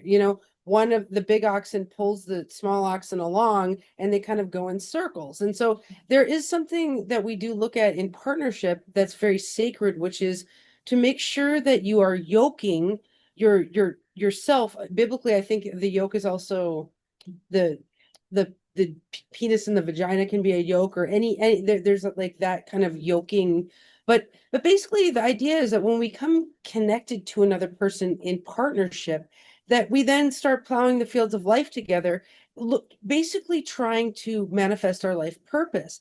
And I just want to speak to this, like in Maslow's hierarchy of needs, we need food, shelter, which is a needs of a human to develop their life purpose. You have food, shelter, and water on the first tier, and then you have partnership on the second tier, and then the top tier is self-actualization. So a lot of times we think, okay, I'm going to find a partner, and then that's all I need in life. But actually, from what we've learned from a lot of studies, that we're supposed to yoke together with somebody in order to fulfill our life purpose and go to this kind of plowing the fields of life together. So it's just something to think about is, when you decide to partner up, a yoke is like an energy meld. When you decide to energy meld your sexuality with somebody, it becomes more than just sexuality, it becomes life purpose building, and that's very meaningful. Okay, thank you. Very great. We've got and then Anna has something to share. So in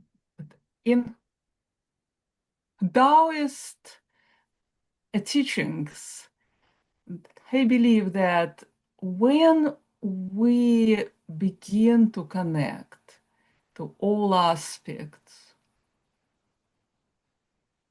of us, because usually we are taught to express certain energy more and kind of ignore or not connect to others.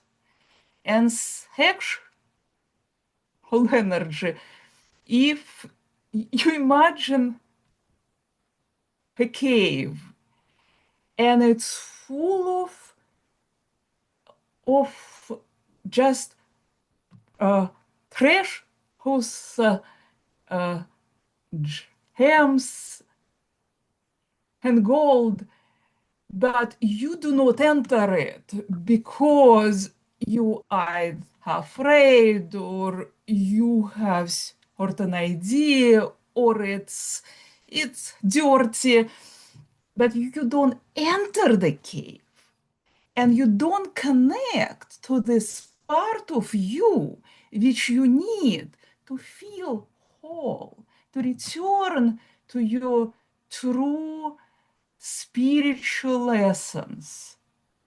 You have to connect all parts. You have to reach into areas which seem dark, which seems like don't enter. You have to reach into them and bring height of consciousness into it. And then you will know who you are. You will understand your true essence. Thank you.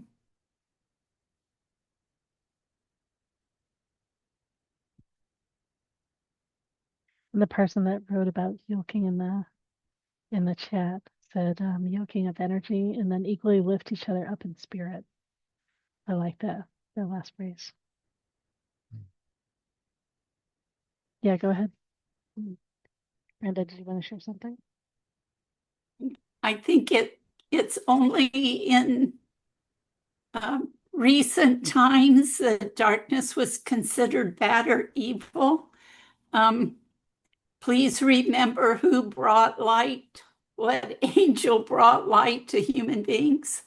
Do you remember? It was Lucifer. So remember that seed germinates in the dark, underneath the earth, within the darkness of the soil. Babies gestate, they germinate and gestate in the darkness of the womb. We all have our cycles of dark and light, and we can learn as much from the darkness as we can the light. In fact, that's the balance, yin and yang, right? Yeah, okay.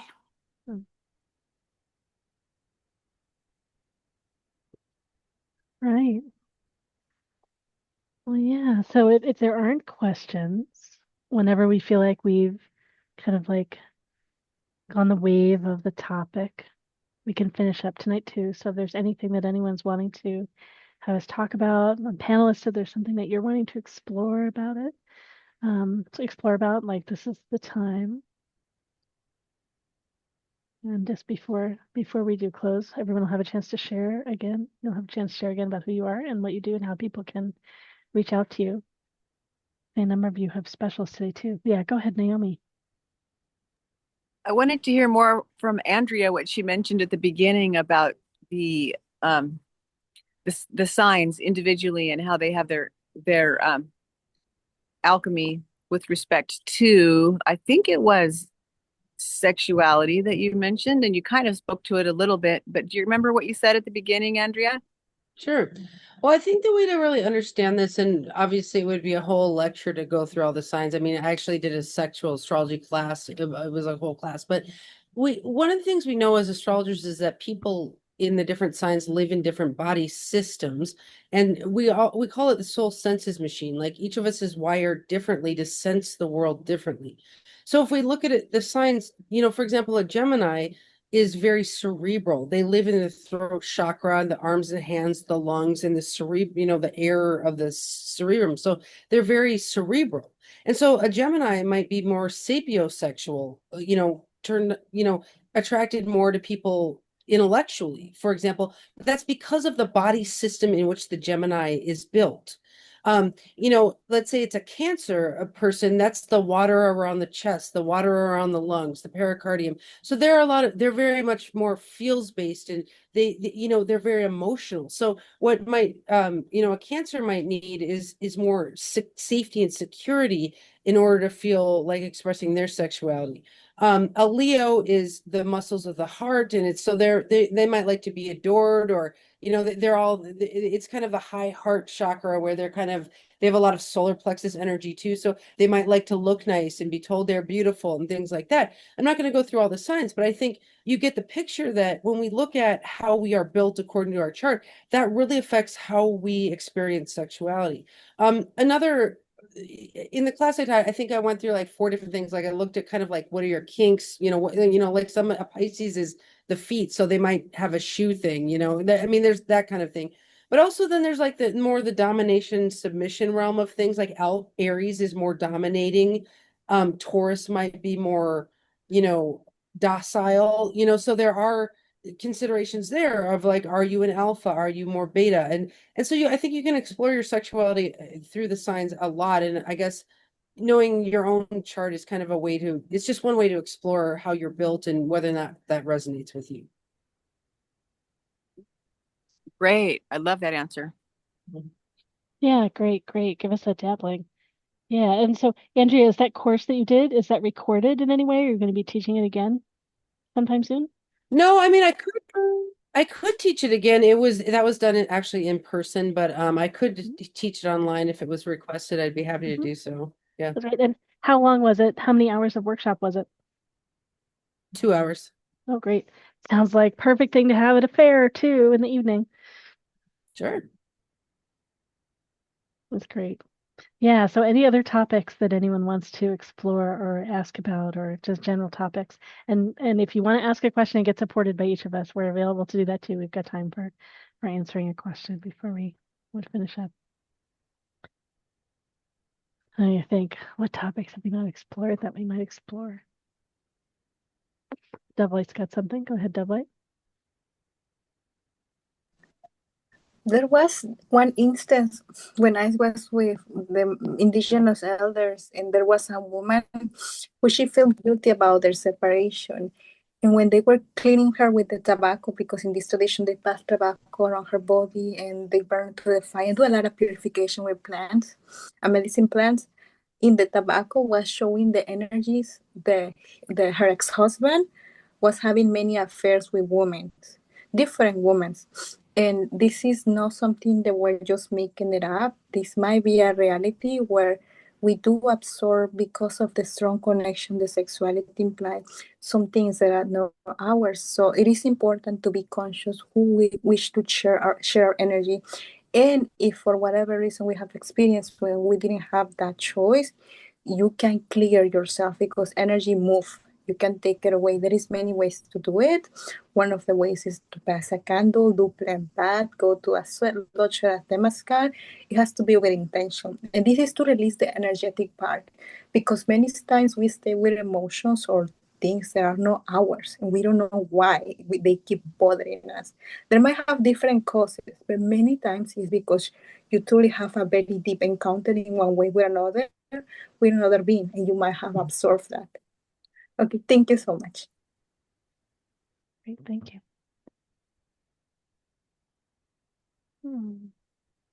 There's a question for Andrea in the list. Oh yeah, VS wants to know more about the signs of the sexuality. I think the thing is take this class, and then yeah, I started listening later and didn't hear Scorpios, and then I do agree that Scorpios rock, and they are one of the more spicy signs. yeah, so now I'm an example of a Scorpio sun, and then all this trauma, and like kind of wind all this together, and yeah, this journey. Is there another comment in here too that I missed? And then I see Anna's got something to share.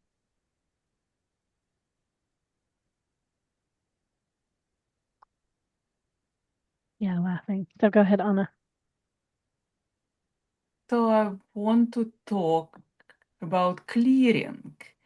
Yes, because energy can be stuck in the body, and sexual energy is dense. So it's important to clear your sexual organs, because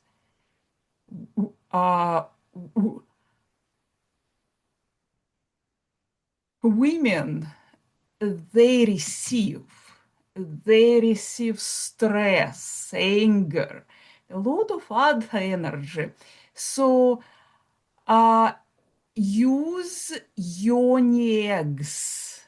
It's stone eggs They are from gemstones, and you use them to help absorb all this energy that you don't want to keep. And then you cleanse.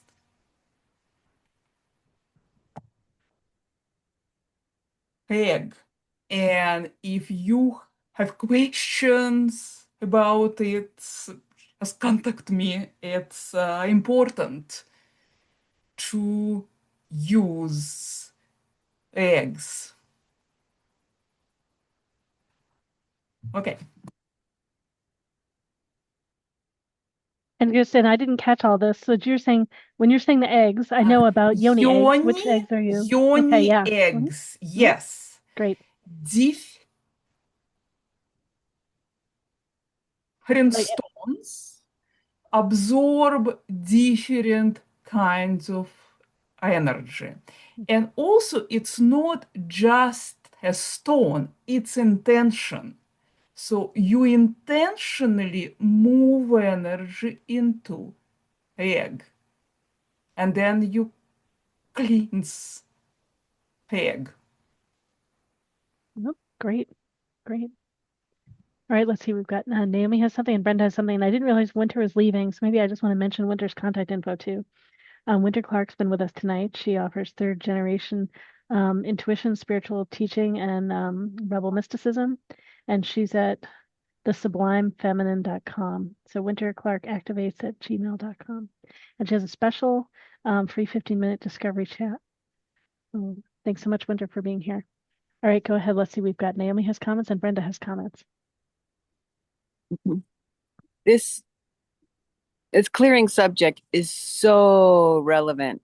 Like I noticed whenever the participants, Ralph mentioned, clearing daily is really, really important because we do pick up energies that are less than positive. And the more frequently we clear energy, actually, the more light we are. And it's an easy hack to raise your energy. There's all kinds of different ways to clear karmic baggage, inherited trauma, and sabotaging beliefs, and even pain out of our bodies when we minimize the effect of the emotions of living in this sometimes traumatic life.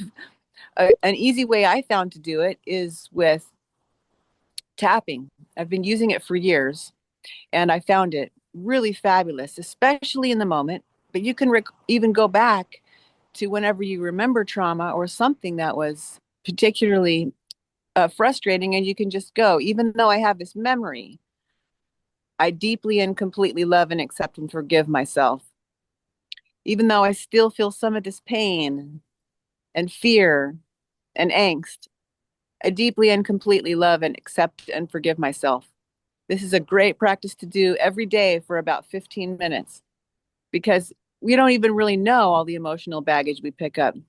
But identify one key emotion at first. It might be, let's just use fear for an example. Even though I still feel some fear from this event, I deeply and completely love, accept, and forgive myself. The main points are inside of eye, outside of eye, under nose. I deeply and completely love, accept, and forgive myself. Even though I'm still working toward wholeness, I deeply and completely love, accept, and forgive myself. Collarbone. And on these tapping points, you don't have to hit them all on both sides of your head or both sides of your body. Just one side will do because all of our energy cycles through each of these energy points. The other one is under your arm, under your breast, and then it goes toward your hands. Even though I still feel freaked out when such and such happens, I deeply and completely love, accept, and forgive myself. Even though I hate this memory and I can't stand it when it comes up, I deeply and completely love, accept, and forgive myself. You're holding your hand out, and every nail bed that's facing towards you is the magic spot. I deeply and completely love, accept, and forgive myself. You don't even have to say in the moment when you're actually experiencing the emotion, you don't even need to say any words. Just tapping on these points while you're thinking about the emotion, especially with the intention, I deeply and completely love, accept, and forgive myself, even though I'm going through a hard time right now. And just keep cycling through those for 15 minutes, tapping on anything that comes up. And then when you've done every negative emotion you can think of, yes, you should do the negative emotions first. You can start alchemizing some positivity in your life. Why is it so easy to manifest the life I desire? Why is it so easy for me to shed all this trauma and step into a brand new life? Why am I so happy and fulfilled? Why is it so easy for me to connect with others that are significant? Why is it so easy for me to open up sexually and drop my fears? Why is it so easy to trust again? And I'm sure you guys can think of lots of other different ways we can apply this, but it's absolutely magic. You'll be astonished how much better you feel after doing that. It's very self-empowering, and I highly recommend doing it every day, because there'll be, as soon as you clear all these trees out of the forest, a little bit at a time, pretty soon, a couple days, couple weeks later, depending on how dedicated you are to this, you'll suddenly feel like a brand new person, much, much brighter. And this has been shown to be helpful to even your partners or even your kids. You can do it on people with intention remotely, and it really works. But that's one of my specialties, is just clearing this energy. I have technology, a $30,000 voice technology that also clears it, where I just press erase, erase, erase, and it wipes away every negative energy that you have, sets a clean slate for anything brand new that you want to imprint onto that. And I often use people's own voice to bounce back frequencies to them and imprint upon them the highest frequency possible in that moment. And it's astonishing how happy you can get in really just a few moments. So let's just up spiral our vitality to the life we dream of and deeply deserve by doing these clearings regularly. That's great. And Naomi, I remember too, you have to catch a ferry, so you're going to be leaving early. So just while you're here, before we forget, go ahead and reintroduce yourself again, so it's in the recording. Okay, thank you so much. I am Naomi, quantum resonance catalyst. I use frequencies and sacred technology for invincible purpose alignment. I awaken soul-driven leaders to embody their most luscious wealth frequency, rewiring their nervous system to receiving, syncing their body, mind to divine timing, and aligning sensually with their sacred soul design. How juicy is that? What could be more sexy than living in your purpose?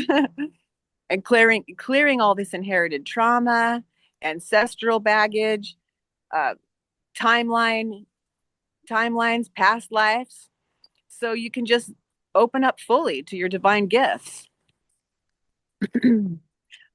I'd say using your voice, vibration, and sensual sacred destiny vitality strategy, I alchemize your pain to purpose. Shift you into full soul embodiment so you can magnetize abundance through every cell of your being. Your mission becomes irresistible, your presence becomes your prayer, and your life becomes the legacy that your ancestors dreamed of. When we do clearing, it clears the whole ancestral line. So I'm doing a special offer right now where ordinarily my $1,000 package is 50% off for anyone that would like to take advantage of it for just 1 week only. And in 4 sessions, we'll completely clear pain out of your life with 99.8% success. Yes, you can clear all kinds of pain, heart pain, remembrance pain, physical pain, and rewrite your subconscious for joy. Catalyze your wealth code for a premium magnetic service offer and include a video with that. So I hope you all feel like taking advantage of that. That's my best price ever. And thank you so much for allowing me to be part of this sacred panel of experts in sexuality. I learned a lot from all of you, and I'm really glad to get to know you in a closer way when we have the opportunity at these MeWe fairs. So thanks for having me here. And yes, I do have to run to catch a ferry. So thanks again for all the audience participation. Thanks, Naomi. It's been great having you here. Looking forward to having you in more events. Okay, God bless. And all of Naomi's info is in the chat too. So it's soulmedicinewoman.com. Thank you. Thank you. And I can also be reached at email, heaven to earth. That is a T-O in the middle, heaventoearth.us@gmail.com. And I do offer 15 minutes free at the beginning of the session to see if it's right for you too, and just give you your destiny card reading for free. Great, thank you. All right, and Brenda has something to share. And then we'll all go around and share about who we are and what we do. Go ahead, Brenda. Yeah. Through my life's journey, I found that it's usually good to not always do the same thing all the time, but sometimes shift to or try different practitioners. It's sort of like using essential oils. If you use lavender oil all the time and only lavender oil, pretty soon your body gets used to it and it says, maybe not this time. So it's the same way with different kinds of approaches. My favorite approach to clearing myself is a Qigong techniques that make the pillar of light so that it washes on through me. But I also like to use healing touch techniques and guided techniques that help you bring energy up through your body or down through your body according to you're becoming more aware of how that energy moves. And that's something that I can do with you through Zoom or over the phone, whatever. Okay.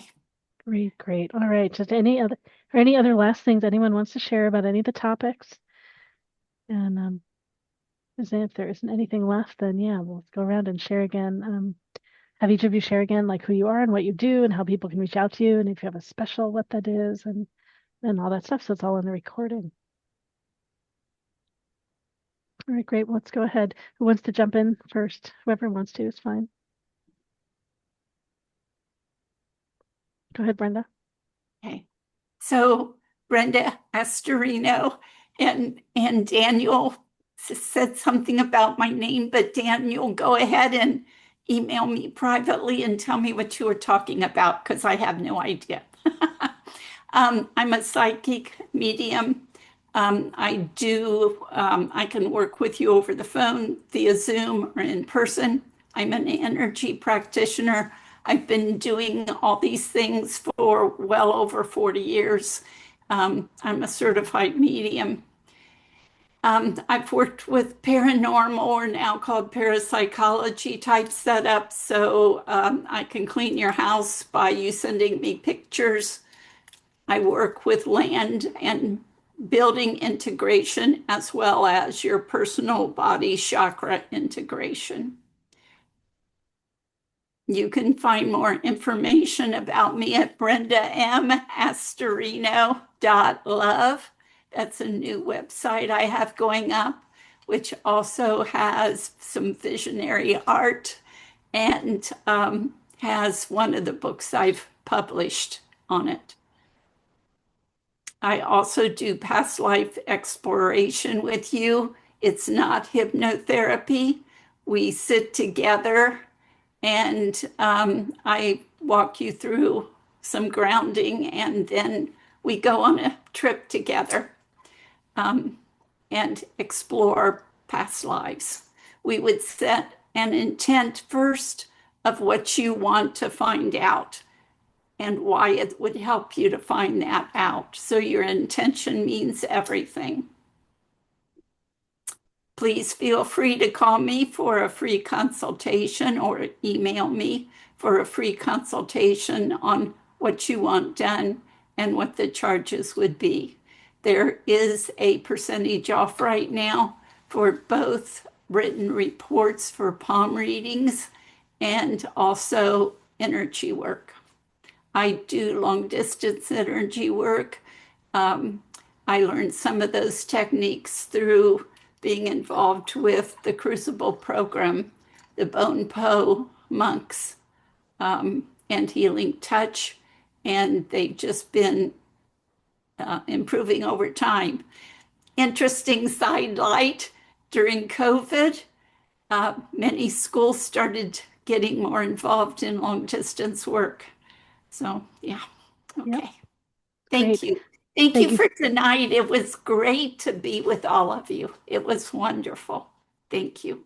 Oh, you're welcome, Brenda. Great having you here. All right, who else wants to share? I'm putting all your info in the chat when you're sharing. Yeah, who wants to go? I can go because it's late here in this part of the world. Great. My name is DoveLight. You can find me in my Instagram at DoveLight Oracle. And I'm just a regular person. I'm just in my learning process. I probably will never finish learning, which is one of the purpose of life. I'm very intuitive. I do intuitive reading. That's actually my favorite things to do.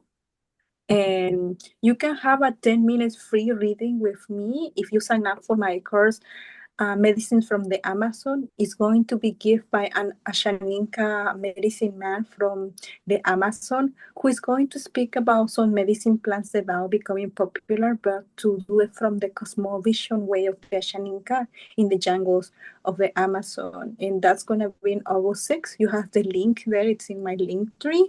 And if you sign up for that, it's by a slight scale because we're getting the funds to help to the community, to the Shaninka community. So, but if you sign up, you can talk to me and send me an email. Hey, I signed up for the medicines from the Amazon. I'll give you a 10 minutes free reading. I do also love past life regression, releasing, clearing of the cords, work with the sound, work with the voice. I am very intuitive, and mostly your session will be guided by what your higher self, what the divine wants you to know. Because at the end of the day, I'm just a vessel. We are just a vessel. True healing comes from you, from the willingness to heal, comes from your connection to the divine, whatever that is.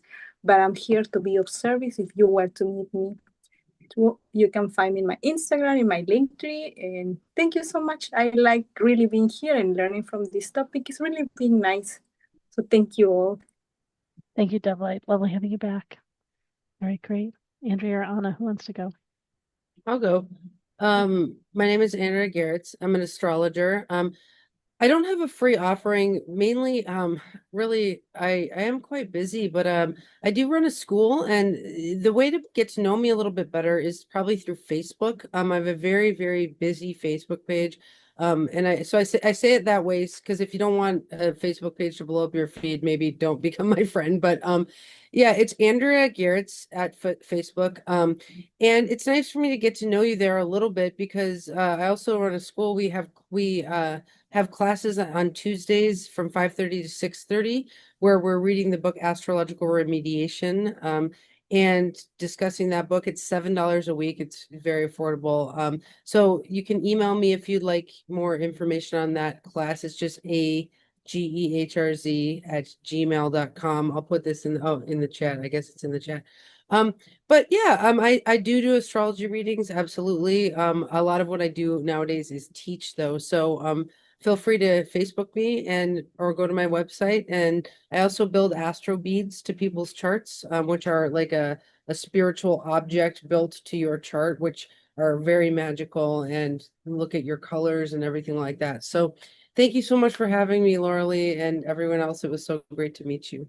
Thank you. You're welcome. It's been great having you here, and I'm excited to have more of your offerings at our events. All right, and Anna. Thank you. I just enjoyed a lot this topic. So I am a hypnotherapist. So we go into your unconscious and we discover what is it that maybe expresses itself through emotions and actions that you don't like. And a goal is to integrate, to find all the parts, all the small children, all the past lives, which contain gifts and powers that you need to feel whole and to show up with alignment. And I also teach Taoist, Qigong, and I teach more meditative practices, including connecting to your sexual energy. Thank you. Great. Thank you so much, Alana. And I'm Laureli Shimayo. I'm an intuitive eye reader, body psychology coach, and matchmaker, particularly with this topic. And the biggest gifts that I contribute are all kinds of somatic skills for being connected to our body and healing through trauma, based on my own experience. Been exciting to be here tonight. It's been a great learning experience for me. It's been lovely being here with all the practitioners on the panel and great questions from the audience, great topics from the audience. You can find out more about me and my work at intuitiveeyereading.com. And you can find out more about all of our events at mewefairs.com. I know there was a comment in the chat asking about maybe more panels coming back. We have a few more scheduled. On August 7th, we have Lionsgate activation, Lionsgate on August 8th. So we have the panel on the 7th. And then on September 24, we have Healing the Witch Wound. We're open to having more panels as well. So let us know, let me know what topics you're interested in. And we have people interested in that topic and practitioners interested in that topic. I'm game to have a panel. So we usually do have questions. Sometimes we just have conversation and discussion, and it's been lovely tonight. I know it's a complex topic, and it's a way that you get to know all the practitioners. So if you find someone that you want to work with privately, you have an opportunity to do that. All right. Well, thank you so much, everyone, for being here. And again, you can find out more about all of our events at mewefairs.com, MEWEFAIRS.com. Thanks so much.